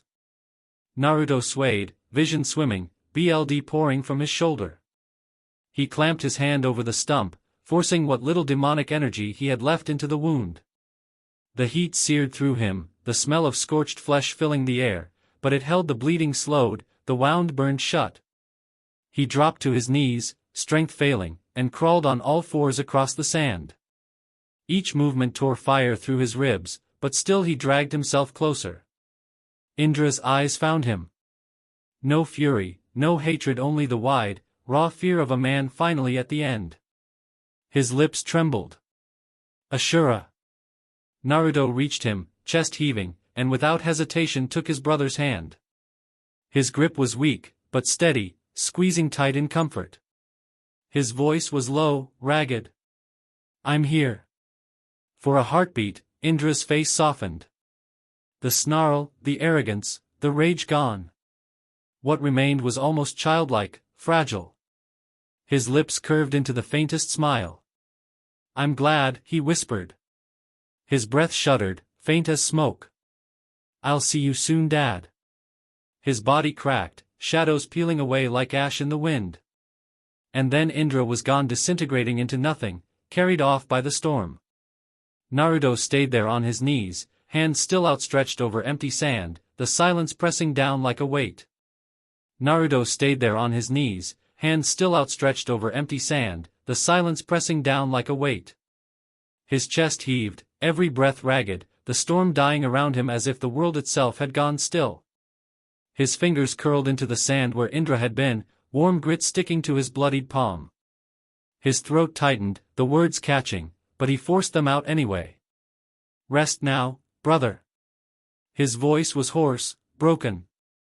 No more fighting. No more hate. I'll carry it, all of it. You don't have to anymore. The wind shifted, lifting the last of Indra's ashes into the sky, scattering them like dust among the storm clouds.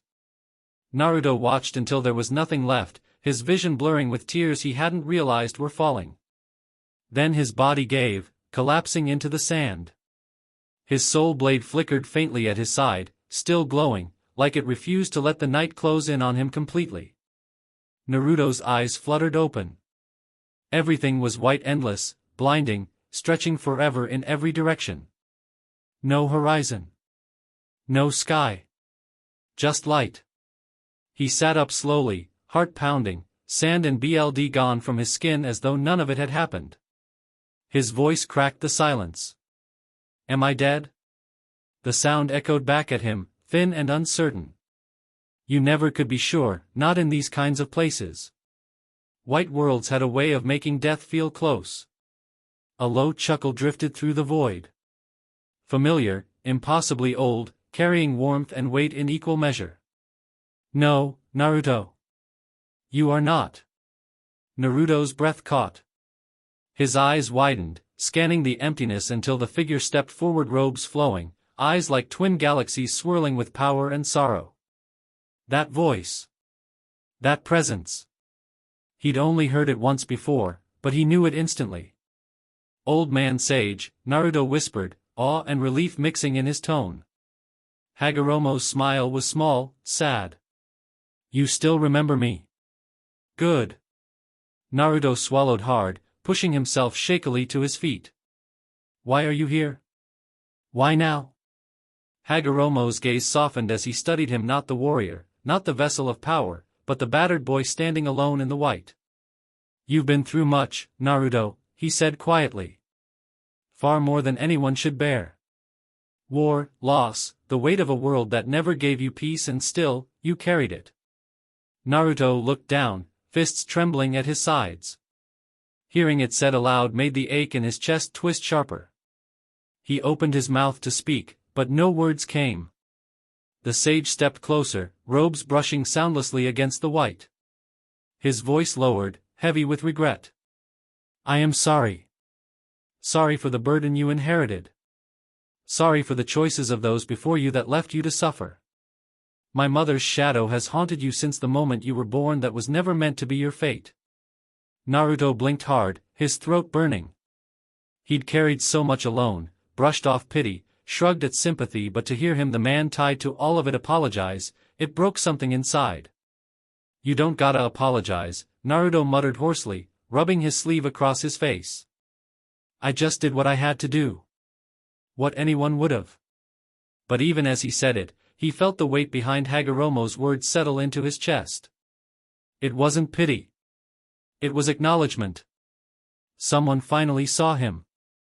Hagoromo's eyes dimmed, sorrow flickering in their endless depths. He folded his hands in front of him, his voice heavy with centuries of regret. You did well defeating my son, he said slowly. Indra was never meant to exist here, in this world. His presence was a fracture, a remnant of a path that should have ended long ago. Naruto's breath caught. The ache in his chest twisted again, not victory, not triumph, just the raw sting of inevitability. The sage's gaze lowered. I am afraid I lost touch with him after the battle he and Ashura once fought. His spirit drifted, untethered. When Kagaya's shadow pulled at the seams of fate, he must have found his way here. And for that, I am deeply sorry. Naruto's fists clenched, nails digging into his palms. He kept calling me Ashura, he muttered. Kept actin' like I'd abandoned him. Like I left him behind. Hagoromo's expression cracked, grief flickering through his composure. Because to him, you are Ashura. His brother. His rival. His mirror. And when he looked at you, all he could see was what he lost. The words lingered in the endless white, pressing like a weight neither of them could shake. Naruto's jaw tightened, teeth grinding as Hagoromo's words sank in. His fists shook at his sides, knuckles white. So that's it, he snapped, voice cracking through the white. You just lost track of him? Let him drift until he wound up here, twisted and angry, and I had to cut him down? Hagoromo's eyes widened faintly at the bite in his tone, but Naruto didn't stop. His chest heaved, pain and anger tangling in his throat. You talk like it was fate, like it couldn't be helped, but he was your son. He wasn't some enemy I could just forget. He looked at me and saw his brother, and all I could do was kill him. His voice broke, hoarse now. You don't get it, old man. That wasn't a win. That was... He choked, the words tearing into him, that was just another person I couldn't save. The silence that followed pressed down heavy, swallowing his outburst until only his ragged breathing remained. Hagoromo closed his eyes, shoulders heavy, as though Naruto's grief was a weight he could feel too. Hagoromo's head lifted slowly. His lips curved into the faintest smile, though tears welled in the galaxies of his Rinnegan eyes. You always did, he murmured. His voice trembled, but the warmth in it was steady. Even your enemies, especially your enemies. You fought them, yes, but you never stopped trying to understand them. To reach them. Naruto's breath caught, his anger faltering as the sage's words sank in. That, Hagoromo continued, a tear sliding down his cheek, is what has always set you apart. That is why you carry Ashura's spirit and why Indra, even at the end, could not stop seeing his brother when he looked at you. The smile wavered, grief and pride twined together in his expression. It is both your greatest burden and your greatest gift. Naruto's brow furrowed. So this it isn't just me bleeding out and hallucinating, huh? Hagoromo shook his head gently. No. I opened the way. I called you here. His voice carried the weight of inevitability, like the truth of it had been written long before either of them stood in this place. Naruto blinked, startled. You brought me? But why? The sage's Rinnegan glimmered, twin tears still strkng his face. Because it was always your destiny. The threads of Ashura's spirit, the shadow of my mother, even the rift that allowed Indra into this world, all of it was leading you here. To this moment. Naruto's stomach turned. Destiny. He hated the word, hated how it sounded like he'd never had a choice. So I was just dragged into this? From the start? Hagoromo's gaze softened, but he did not waver. Dragged? No. Chosen? Perhaps. But more than that, you answered. Again and again, when you could have walked away, when you could have given in to despair, you chose to stand. That is why I opened the portal. Because only you could bear this path. The white world pulsed faintly, as though echoing the truth of his words. Naruto's fists clenched, his voice rough. I hate that word. Destiny. Makes it sound like no matter what I do, it doesn't matter. That I'm just walking someone else's path. Hagoromo's smile was faint, tinged with sadness. I know. That is why I chose my words carefully. It is true the threads of fate brought you here, Naruto. But what you do with them? That is yours alone. He stepped closer, the weight of ages behind his gaze. I opened the portal because you were ready. Because you had proven, time and again, that you would not let hatred define you. That even broken and alone, you would keep walking forward. That is not destiny. That is choice. Naruto swallowed hard, throat tight. For a moment, he thought of Rumi's smile, of her hand in his, of the ache in his chest when he walked away. Choice. That had been his, too, and it hurt like hell. Hagoromo's voice lowered, softer now. You are not here to be told what you must do. You are here because you have earned the right to decide what comes next. The endless white around them seemed to breathe with his words, as though the world itself waited for Naruto's answer. Hagoromo's robes whispered as he moved closer, his gaze steady, timeless. There is something else you must hear, Naruto. Naruto's brows knit, wary. I can send you home, the sage said slowly. Back to the elemental nations, to walk once more among what remains of your people. Or, his voice wavered, heavy with sorrow. I can send you back in time. To your world before it fell into ruin. Back to your friends. Back to the life you lost. Naruto's breath hitched, eyes widening. For a second, the white space tilted under him. Back to them? Sakura, Kakashi, Sasuke? Hagoromo nodded. Yes. You could live those days again. As if none of this had ever been torn from you. But there is a cost.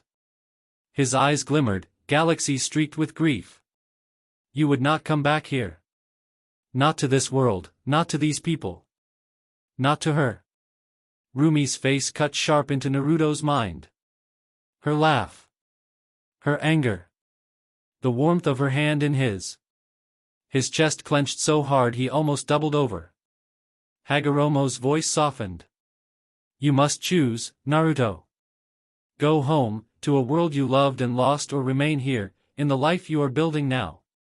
But you cannot have both. The silence that followed pressed like stone, and for once, even Naruto Uzumaki didn't know what to say. Naruto's throat locked. He didn't move, didn't breathe. Home. The word burned through him like fire. Sakura's laugh. Kakashi's lazy scolding. Sasuke's steady glare that said everything without a word. Faces he'd buried, voices he'd thought he'd never hear again, all of it, right there, within reach. He could feel it, taste it, like a dream he could step back into. His chest ached. Gods, how he wanted it. To go back. To see them alive. To not have failed them. But then Rumi's face came. The way she glared when she was worried, the shy smile she thought he didn't notice, the warmth of her hand against his. The way she saw him not as a shinobi, not as a monster, but as a man. His heart twisted. If he left, she would never know.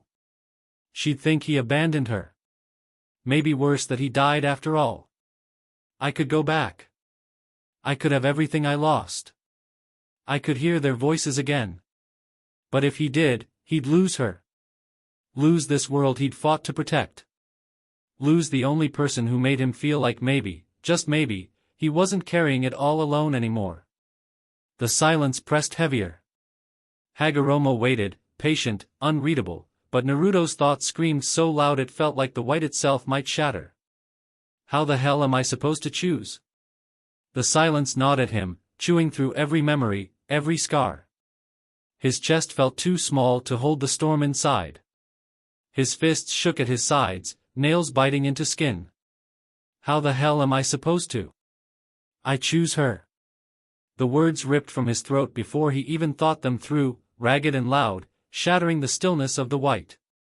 His breath came heavy after, chest rising and falling like he'd just sprinted a mile. Hagoromo's eyes softened, the faintest smile tugging at his lips. Naruto swallowed hard, blinking fast.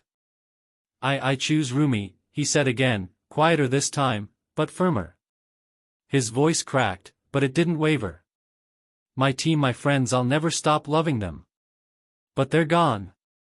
They've been gone. And she's here. She needs me. His throat burned, the words breaking out of him.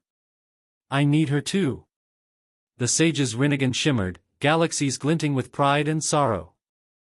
You've made your choice, Naruto Uzumaki, Hagoromo said softly. And that choice is yours alone. The white around them rippled faintly, as if the world itself had bent to hear it. Naruto wiped at his face with the back of his hand, breathing hard, but for the first time since the fight, the storm inside him began to quiet. He'd said it. He'd chosen. But then he glanced down at himself, the charred stump where his arm had been, the BLD still clinging to his skin, the tattered remains of his clothes. He winced. Old man sage, Naruto muttered, scratching awkwardly at the back of his neck with his good hand. Can I ask you a favor? Hagoromo tilted his head, curious. Speak it, child. Naruto hesitated, then huffed out a sheepish laugh. Look, I know it's dumb after everything, but can you, fix me up a little? Give me my arm back. Maybe clean me up so I don't look like I crawled out of a war zone. His cheeks flushed faintly. I gotta get to the Idol Awards. For a moment, Hagoromo just stared at him, then impossibly chuckled, the sound warm and old. Even here, standing on the edge of fate, you remain yourself. He lifted a hand, galaxies swirling in his rinnegan. Very well. Light spilled over Naruto, golden and soft. Pain ebbed away as new flesh knit where his arm had been severed, scars smoothing, grime and BLD fading like mist in the sun. In moments, he stood whole again, cleaner than he had in weeks.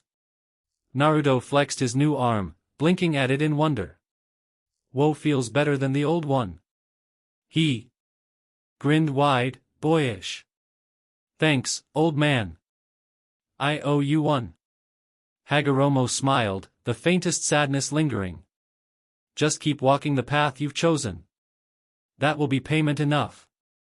And with that, the white world dissolved around him. Naruto's eyes snapped open to the crash of waves and the sting of salt air. He was lying on the damp sand, his chest rising steady, his body whole again. For a heartbeat he wondered if it had all been a dream until he flexed his right hand, the new one Hagoromo had given him, and felt the strength surge through his fingers. He blinked at the glow of his phone screen, lying beside him in the sand like it had been waiting. The numbers burned into his vision. 20 minutes. 20 minutes until HUNTR went on for their performance of Golden. 20 minutes until the Idol Awards closed. Naruto sat bolt upright, heart thundering. CRP, CRP, CRP. He scrambled to his feet, brushing sand from his clothes, already breaking into a run. His legs screamed, but his body was lighter, faster, Hagoromo's touch still lingering. He sprinted from the shore, lungs burning, a single thought pounding in his head. I can't miss this. Not after everything. Naruto pushed through the city streets, every step driven by something deeper than urgency. The world around him blurred, neon signs, passing cars, the thrum of the crowd headed for the arena, all just noise compared to the single pull in his chest. By the time he reached the Idol Awards hall, the air outside was alive with excitement. Fans crowded the steps, their cheers echoing even through the heavy walls. Naruto slowed, his breathing rough, sweat sticking his hair to his forehead. He pulled his hood up low, slipping through the crowd without drawing attention. For once, no jokes, no wild entrances. Just him, steady, silent, intent. Inside, the lights dimmed, the announcer's voice booming, calling HUNTR to the stage. Naruto slipped into the back of the venue, easing into the shadows of the audience just as the opening chords of Golden struck. The spotlight swept across the stage, and there she was. Rumi, standing tall in the glow, her voice cutting clear and strong through the roar of the crowd. Her smile was flawless, but Naruto knew he could feel the weight behind it. Quietly, he exhaled, tension leaving his shoulders. He was here.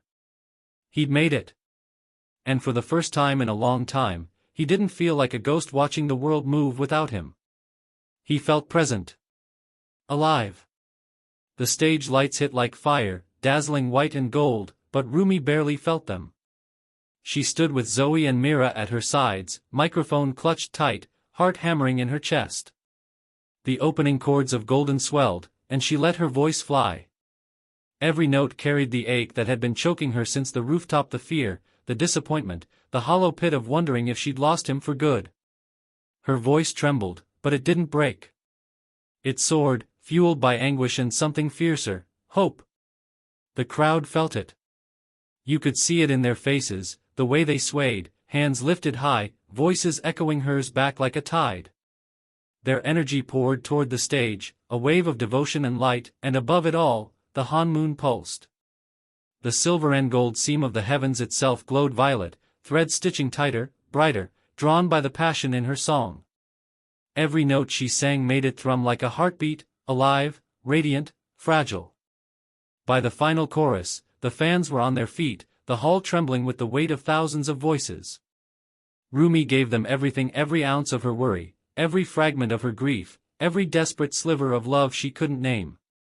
She poured it into the song until her knees nearly buckled. When it ended, the cheers crashed like thunder. Zoe and Mira were glowing, bowing, smiling wide. But Rumi just stood there, chest heaving, her eyes scanning the crowd with something closer to despair than joy. And then she froze. There in the back, half hidden in shadow, hood pulled low, was a face she thought she'd never see again. For a heartbeat she thought it was her imagination. A trick. Her eyes blurred with tears. But when she blinked, he was still there. Naruto. Her heart lurched so hard she nearly dropped the mic. Without thinking, without hesitation, she leapt from the stage. The crowd gasped as she landed HRD on the floor, boots hitting like a drumbeat. She didn't care. She didn't hear Zoe's startled shout or Mira's sharp intake of breath. She only saw him. And when she stood, Rumi was face to face with Naruto. Naruto's mouth opened, the apology already forming on his lips. Rumi, I. But before the words could land, she threw her arms around his neck and pulled him into her. Her lips crashed against his in a kiss that silenced everything, the roar of the crowd, the sting of failure, even the ache still lingering in his body. Time fractured. For them, it wasn't seconds. It wasn't minutes. It was forever. Her tears brushed his skin, hot and trembling. His arms, still shaking from battle, wrapped around her with a desperation that told her everything he hadn't been able to say. And then, without warning, the world responded. Their patterns lit his crimson, hers blue, swirling wildly where they touched. The colors danced, tangled, fought, and then merged. Blue embraced red, red embraced blue, twisting tighter until a new color bloomed, a radiant violet that shimmered like the heart of a star. It didn't fade. Naruto's patterns, once tied to fury and pain, stayed. Violet burned bright on his skin, alive, unyielding, a mark of something entirely new. Something born of them both. Above, the Han moon blazed. The silver and gold threads that had been mending themselves stretched across the heavens, catching the violet light. Blue lines intertwined with red, weaving together in a perfect union until the whole sky glowed with it, violet, vast, eternal. The continent itself seemed to pause under the glow, bathed in the colors of something unbreakable. The Han moon embraced, as their lips did. As lovers became something more. Gasps rippled through the arena. Cameras clicked in a frenzy, fans raising their phones as if their lives depended on catching the moment. The violet glow spilling across the sky only made the madness sharper. Hashtags were already exploding in real time, photos flying faster than any manager could hope to stop. Some fans screamed. Some cried. Others just stared, mouths open, hands pressed to their faces. On the side of the stage, Bobby went rigid. His clipboard clattered to the floor, his eyes rolled back, and he fainted clean away. Even the Idol Awards host froze mid-sentence, cheeks blazing scarlet, his cue card slipping from his hands. Ladies and gentlemen, his voice cracked hopelessly. Will be right back? But none of it reached them. Not the flashes. Not the shouts. Not the storm of posts crashing across the internet. For Naruto and Rumi, there was no audience, no stage, no world. Just the warmth of her lips, the desperate press of his hands against her back, the violet patterns blazing across their skin, binding them in ways neither had words for. They didn't let go.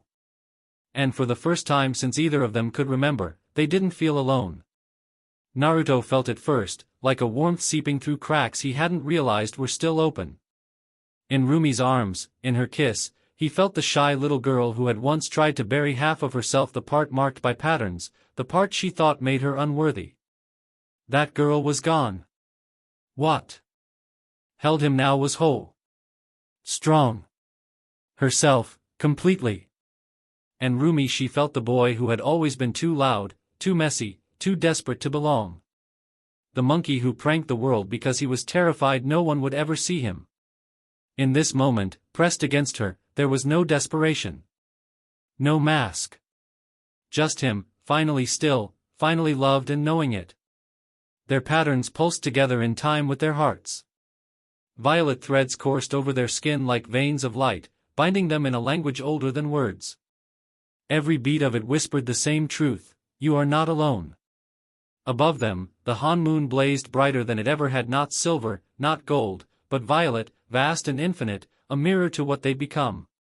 It wasn't just light, it was a promise written across the sky. And still they didn't notice the chaos around them. Fans shrieking. Flashes strobing. The host fumbling helplessly into the microphone. None of it touched them. For them, time stretched into forever. Two broken souls, stitched together by choice, by love, by something the world itself seemed to bow to. Naruto's arms tightened around her, and in that embrace, he thought, maybe this is what I was fighting for all along. Rumi's tears slid hot down his cheek, and in them, she thought, maybe I was never meant to fight this battle alone. The arena shook with noise. Fans screamed at the top of their lungs, some crying, some laughing, some holding onto each other like they'd just witnessed history. Phones lit the room brighter than the stage lights, camera flashes bursting non-stop as posts and hashtags flooded the net faster than anyone could hope to stop. The host stammered into his mic, his voice cracking. Ladies and gentlemen, that was unexpected. His ears blazed red as he scrambled to shuffle his note cards. Behind him, Bobby stirred from his faint and promptly keeled over again when he caught sight of the violet glow still shimmering faintly around the pair. But Naruto barely noticed any of it. He rubbed at the back of his neck, still blushing, sneaking a sheepish glance at Rumi. Guess we kinda stole the show, huh? Rumi, her cheeks pink and her lips still trembling from the kiss, shook her head. Her laugh came soft and broken, like it had been waiting years to escape. She reached for his hand without hesitation, squeezing tightly. For them, the roar of the crowd blurred into background noise. All that mattered was that they were still standing. Together. The roar of the crowd was deafening, the violet shimmer still clinging faintly to Naruto and Rumi like starlight. For a heartbeat, they stood there hand in hand, lost in their own world. And then Zoe's voice cut through the noise. Rumi. Naruto. What the hell? She came barreling down the steps, Mira right behind her, both of them wide-eyed. Zoe's grin was half delirious excitement, half panic. Mira's expression, meanwhile, was sharp enough to cut glass. Before either of them could react, Zoe grabbed Rumi's free arm and Mira hooked Naruto's sleeve, dragging them both toward the wings. Come on, before Bobby dies a second time. Zoe hissed, tugging with all her might. Mira leaned close to Naruto as she hauled him, her voice low and hard. "Do you ever think before you act?" Naruto scratched the back of his head with his free hand, still blushing. Not really?" Rumi laughed, breathless, still holding tight to his other hand even as they stumbled backstage. Her heart hammered, her lips still tingled, and the violet glow in her veins wouldn't fade. She didn't care if the whole world had seen. Because for the first time, she wasn't afraid. They stumbled into the relative quiet of backstage, though quiet was generous. Staff were running in circles, managers were barking into headsets, and Bobby had just been revived only to faint again at the sight of Naruto and Rumi still holding hands. Zoe practically shoved Rumi down onto a chair while Mira fixed Naruto with a glare sharp enough to pin him in place. Naruto lifted his hands defensively, cheeks still flushed. "To be fair, she kissed me, you know." Rumi's eyes went wide, heat flooding her face. "Naruto." Mira rolled her eyes, exhaling through her nose. "Like you didn't help that along," she muttered, arms folding across her chest. Naruto's blush deepened, his sheepish grin breaking through as he rubbed the back of his neck. "Maybe." Zoe cackled, clapping her hands together. "Oh my god, you two are killing me. Do you even realize the internet probably exploded 5 minutes ago?" But neither Naruto nor Rumi answered. Their hands were still twined together, knuckles white, neither willing to let go. The room buzzed with panic. Staff running, Zoe laughing, Mira glaring, Naruto and Rumi still locked together like the world might tear them apart if they let go. And then the noise stilled. The door at the back of the room swung open, slow and deliberate. Celine stepped inside, her long coat trailing behind her, the sound of her heels sharp against the floor. Her eyes swept the room once, cool and steady, until they landed on the pair sitting side by side. Naruto stiffened immediately, the sheepish grin sliding from his face. Rumi's grip on his hand tightened instinctively. Zoe blinked, caught between awe and nerves. Hi, Celine." Mira straightened in her chair, her usual composure returning in an instant. "What are you doing here?" she asked, though her voice was careful, cautious. Celine didn't answer right away. She took a slow step closer, her gaze lingering on the faint violets still glowing in their patterns. When she finally spoke, her voice was quiet but carried through the room like thunder. "So it's true." Naruto swallowed hard. Rumi's heart kicked up against her ribs. Celine's expression softened just a fraction, but the weight of her words only grew heavier. The air seemed to tighten as Celine drew closer, her eyes fixed on the faint violet still pulsing across Naruto and Rumi's skin. Every breath in the room felt caught in the pause between her steps. She stopped just short of them, her expression unreadable, her voice steady as stone. "The prophecy has been fulfilled."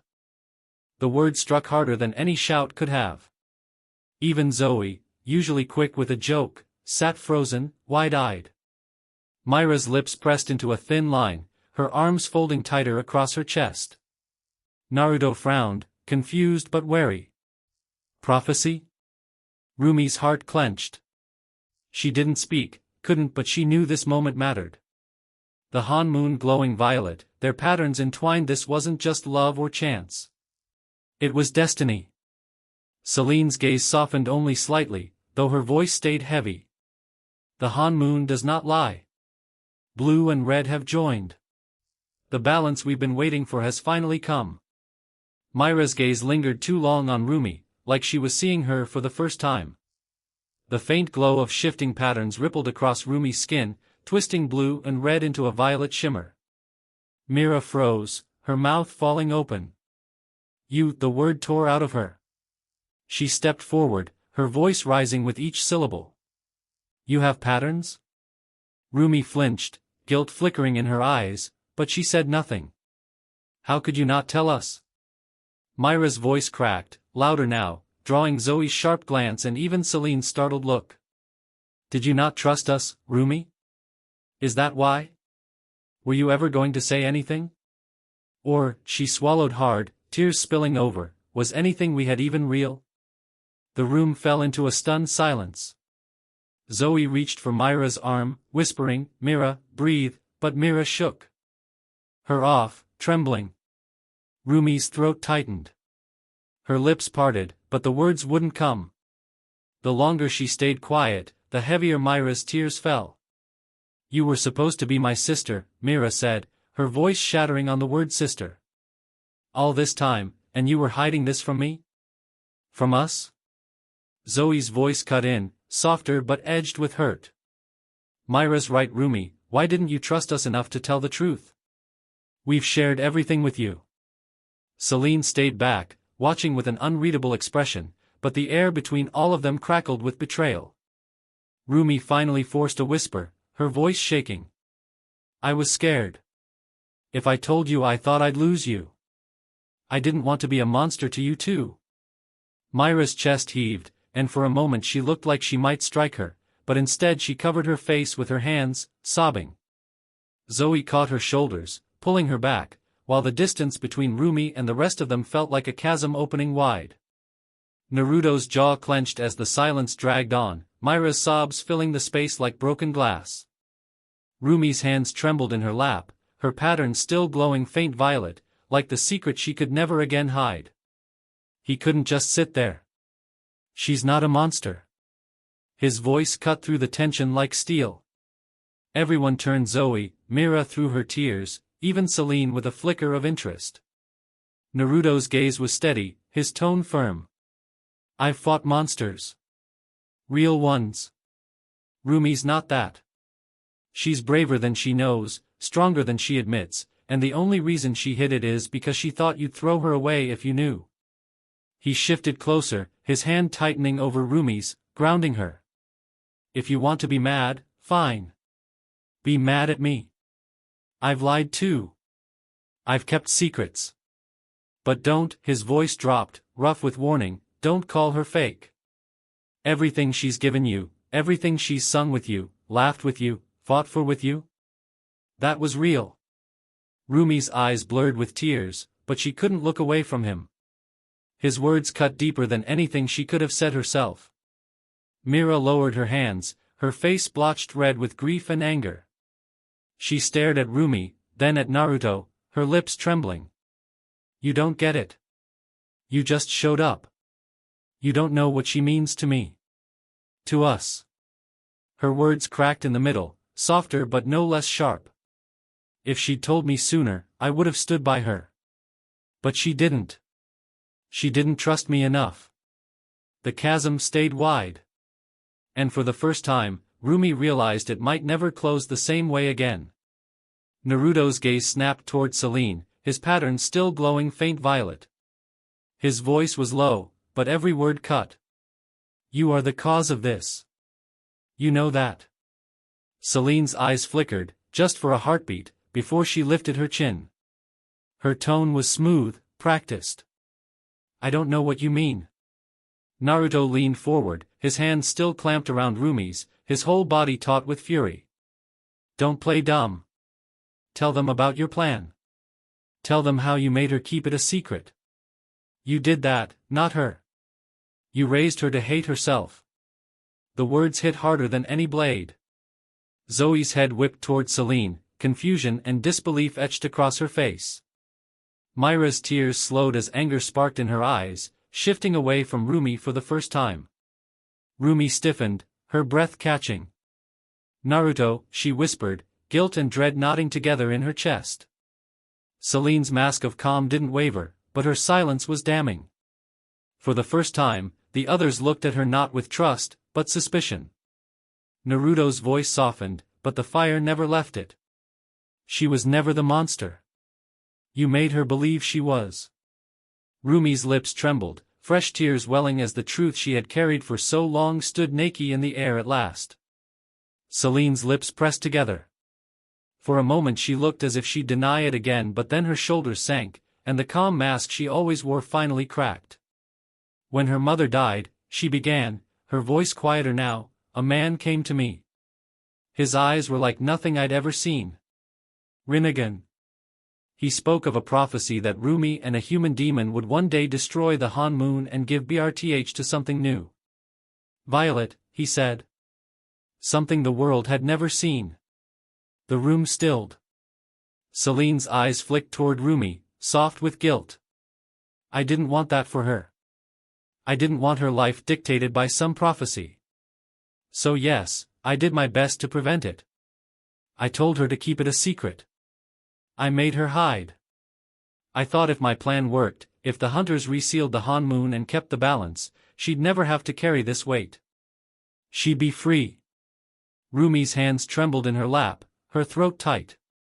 All this time you told me not to tell them because you wanted to protect me? Celine's gaze wavered. Yes. Even if it meant making you believe you were something to be ashamed of. For that I am sorry. The words fell heavy. Mira's anger broke first, her chest rising with a shaky breath. She crossed the space between them and dropped to her knees in front of Rumi, grabbing her hands. You should have told me. You should have trusted me. But I don't care what you are, Rumi. Demon, human, you're my sister. And I'm not letting you carry this alone anymore. Zoe shoved in beside her, eyes wet but smile fierce. She threw her arms around Rumi, nearly knocking Mira into her. Mira's right. You're stuck with us, patterns or no patterns. We've been through too much to let some prophecy or secret tear us apart now. Rumi's tears finally broke, spilling down her cheeks as she clutched them both back, her chest shaking. For the first time, the chasm between them felt like it might close. And behind them, Naruto let out a slow breath, his hand still steady on Rumi's shoulder. The violet shimmer between them pulsed, steady and alive. The room went quiet, save for the muffled roar of the crowd beyond the walls.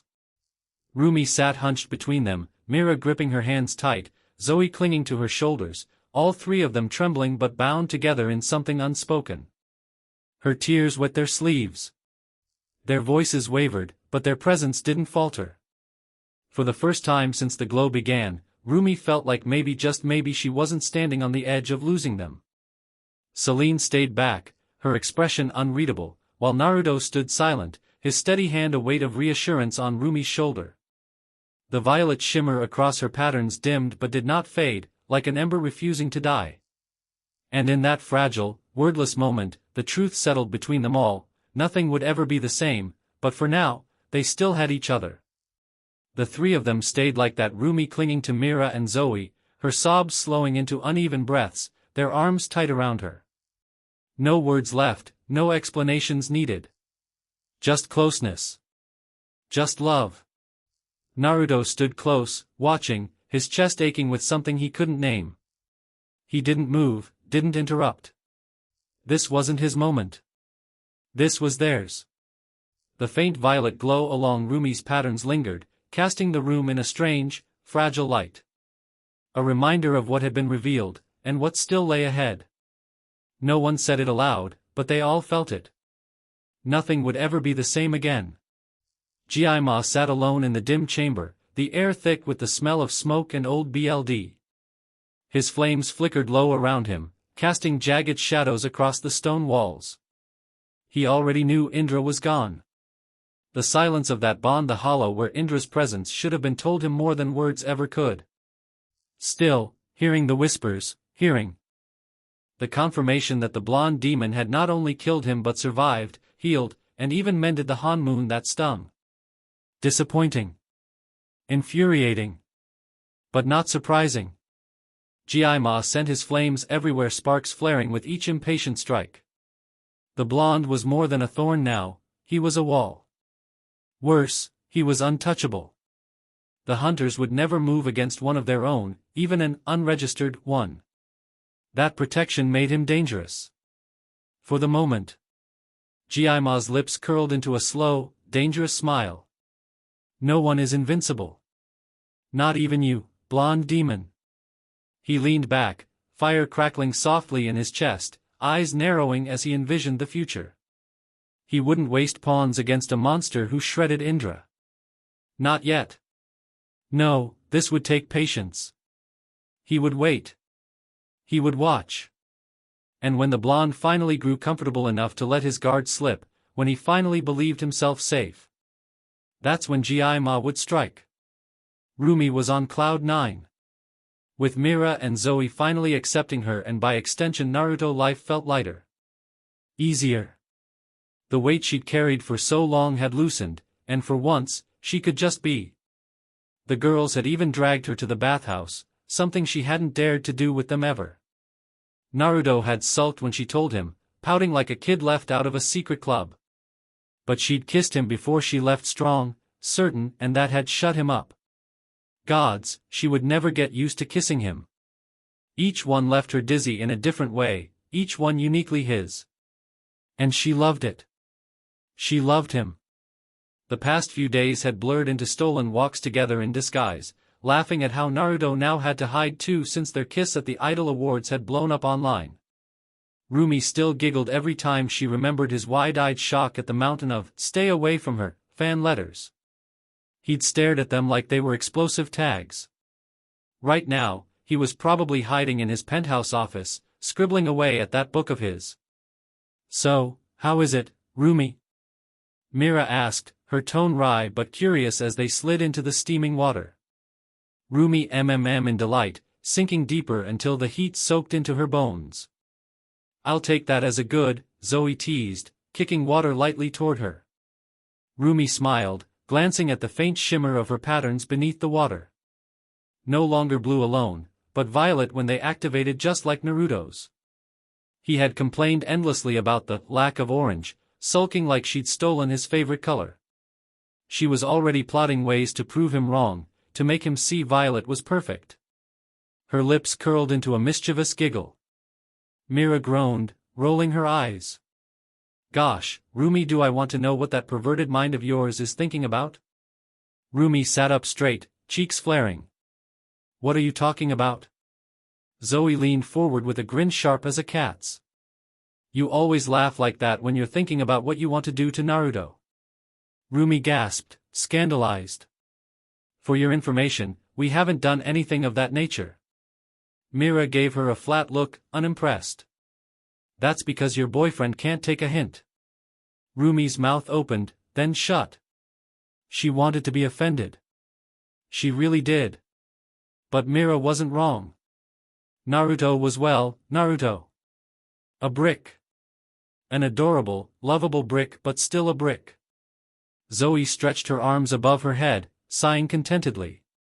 "Isn't that why you moved him into the hotel penthouse? Makes it easier to sneak in." Rumi sputtered, nearly choking on her own laugh. "No. I just didn't want to walk across town every time I visited. And if he asks," she lifted her chin, voice mock serious, "I'll just tell him all security guards live near their clients." The three of them burst into laughter, the sound echoing off the tiled walls, filling the bathhouse with warmth. For the first time in forever, Rumi felt like she was exactly where she belonged. Meanwhile, across town, Naruto was multitasking in the most Naruto way possible. Which meant he was upside down on the ceiling, shirtless, a dumbbell in one hand, a notebook in the other, and a pencil clamped between his teeth. His chakra reserves expanding ever so slowly, just enough to let him do tiny shinobi tricks without dipping into sage mode, a gift the sage of 6 paths must have left behind clung to his feet like glue, anchoring him to the ceiling tiles. Beads of sweat rolled down his chest as he grunted through a rep, then swapped the dumbbell for the pencil to scribble another line. The page read, "Chapter 3, Believe It." He frowned. Crossed it out. "No, delete that. Too lame. TCH, stupid pervy sage made this look so easy. Writing and training at the same time," he muttered. He curled the dumbbell again, veins standing out on his arm, before scribbling a new line. "Sometimes the people who laugh the loudest are the ones who cry the hardest." Naruto paused, blinking at the words. He hadn't meant to write that. It just slipped out. He stared at the shaky letters for a long moment, then huffed and scratched them out. "Nope. Too sappy. Rumi'd probably laugh if she saw this." But his chest tightened all the same. Even if she'd only been gone a few hours with Mira and Zoe, the penthouse felt too quiet. Too empty. He grinned to himself mid-rep, imagining her walking in on him like this, upside down, sweaty, scribbling in a notebook. She'd call him an idiot, roll her eyes, maybe smack him with a towel, and then she'd smile anyway. That smile that always made his heart stumble. "Guess I'll just have to write something good enough to impress her," he muttered, flipping to a fresh page with his thumb while powering through another set. The dumbbell clanked, his handwriting sprawled across the paper in messy lines, half legible and half nonsense. But it was progress. And for Naruto, progress was always enough. The door to the penthouse clicked open, laughter from the bathhouse spilling in with the girls. Zoe was the first to stop dead in her tracks. Her eyes went wide, her jaw dropping. Guys," she whispered, pointing upward. Mira followed her gaze and immediately groaned. Because there he was, Naruto, shirtless and upside down on the ceiling like it was the most natural thing in the world. A notebook balanced in one hand, chopsticks in the other, he slurped ramen mid-scribble, broth dripping to the floor in lazy splatters. He grinned at them around a mouthful of noodles. "Oh, hey! Welcome back." A noodle slipped from his lip and landed on the carpet with a wet plop. Naruto blinked, then shrugged, scribbling another line as if nothing had happened. Mira pinched the bridge of her nose. "You're writing. And eating. On the ceiling." "Yep," he said cheerfully. "Multitasking. Genius move, right? Training balance, filling my stomach, and writing my book. Triple win." Mira sighed. "Why are you even in our place and not yours downstairs?" Naruto looked offended then sheepish. "Oh. I must have climbed onto the wrong balcony." Rumi followed her gaze to the sliding door. Sure enough, faint footprints trailed up the side of the building. She groaned. "Naruto, did anyone see you do this?" He shrugged. "I dunno. A guy waved from a helicopter, but he seemed chill." Zoe burst out laughing so hard she nearly toppled over. Rumi, he's a noodle bat. A literal ramen bat hanging from the ceiling." Rumi's face burned red, her heart caught between mortification and affection.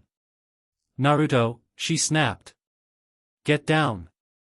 He froze mid-slurp, cheeks puffed like a sulky kid. "What? No way, I just got comfy." "Down," she repeated firmly. He crossed his arms as best he could upside down and shook his head. "Nope. Not moving. You'll have to drag me down." Zoe was wheezing into a pillow now, Mira muttering about bricks and fools. Rumi exhaled, pinching the bridge of her nose. "Fine. If that's how he wanted it." Her voice dropped, casual but sly. "If you get down right now, I'll make you miso ramen tomorrow. From scratch." Naruto's head snapped toward her so fast he nearly lost his balance. His eyes went wide, practically sparkling. "Wait, seriously? With pork belly and the soft-boiled egg and everything?" She smirked. "Only if you get down." For one beat, he wavered, torn between stubborn pride and pure ramen devotion.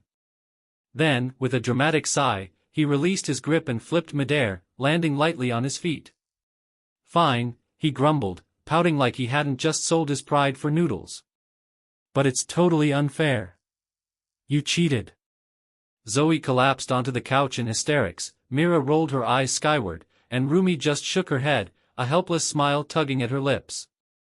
Because only Naruto could make her feel exasperated and warm all at once. Later that evening, Bobby showed up, his arms full of papers and his expression tight. He dropped a stack of envelopes on the coffee table with a thud. "As y'all can see from the mail," he said, pointing grimly at the top of the pile. Rumi skimmed the first envelope, her stomach sinking. Another death threat. And another. And another. Before she could react, Naruto peeked over her shoulder, squinted at the messy handwriting, and promptly keeled over backward with a dramatic thunk. Rumi rolled her eyes. Bobby, however, didn't even flinch, clearly used to this by now. He kept right on talking, smacking a rolled-up sheet against his palm for emphasis. "A lot of people know about you two dating now. So we've got two choices, embrace it, or deny, deny, deny. A voice piped up right behind him. It's up to you, Rumi. You're the star. Bobby jumped out of his skin, spinning around. But you were just on the ground, how did? Naruto only grinned, hands tucked behind his head like it was nothing. Rumi's smile softened as she turned to Bobby. I want people to know about us. Wah, Bobby blinked, trying to process it. Are you sure? That's... He glanced back to Naruto for backup. But Naruto wasn't where he'd left him. He was suddenly standing right at Rumi's side, arm brushing hers, smirk lazy as ever. Bobby's eyes bulged. But you were... And then he fainted dead away. Rumi sighed. Naruto beamed.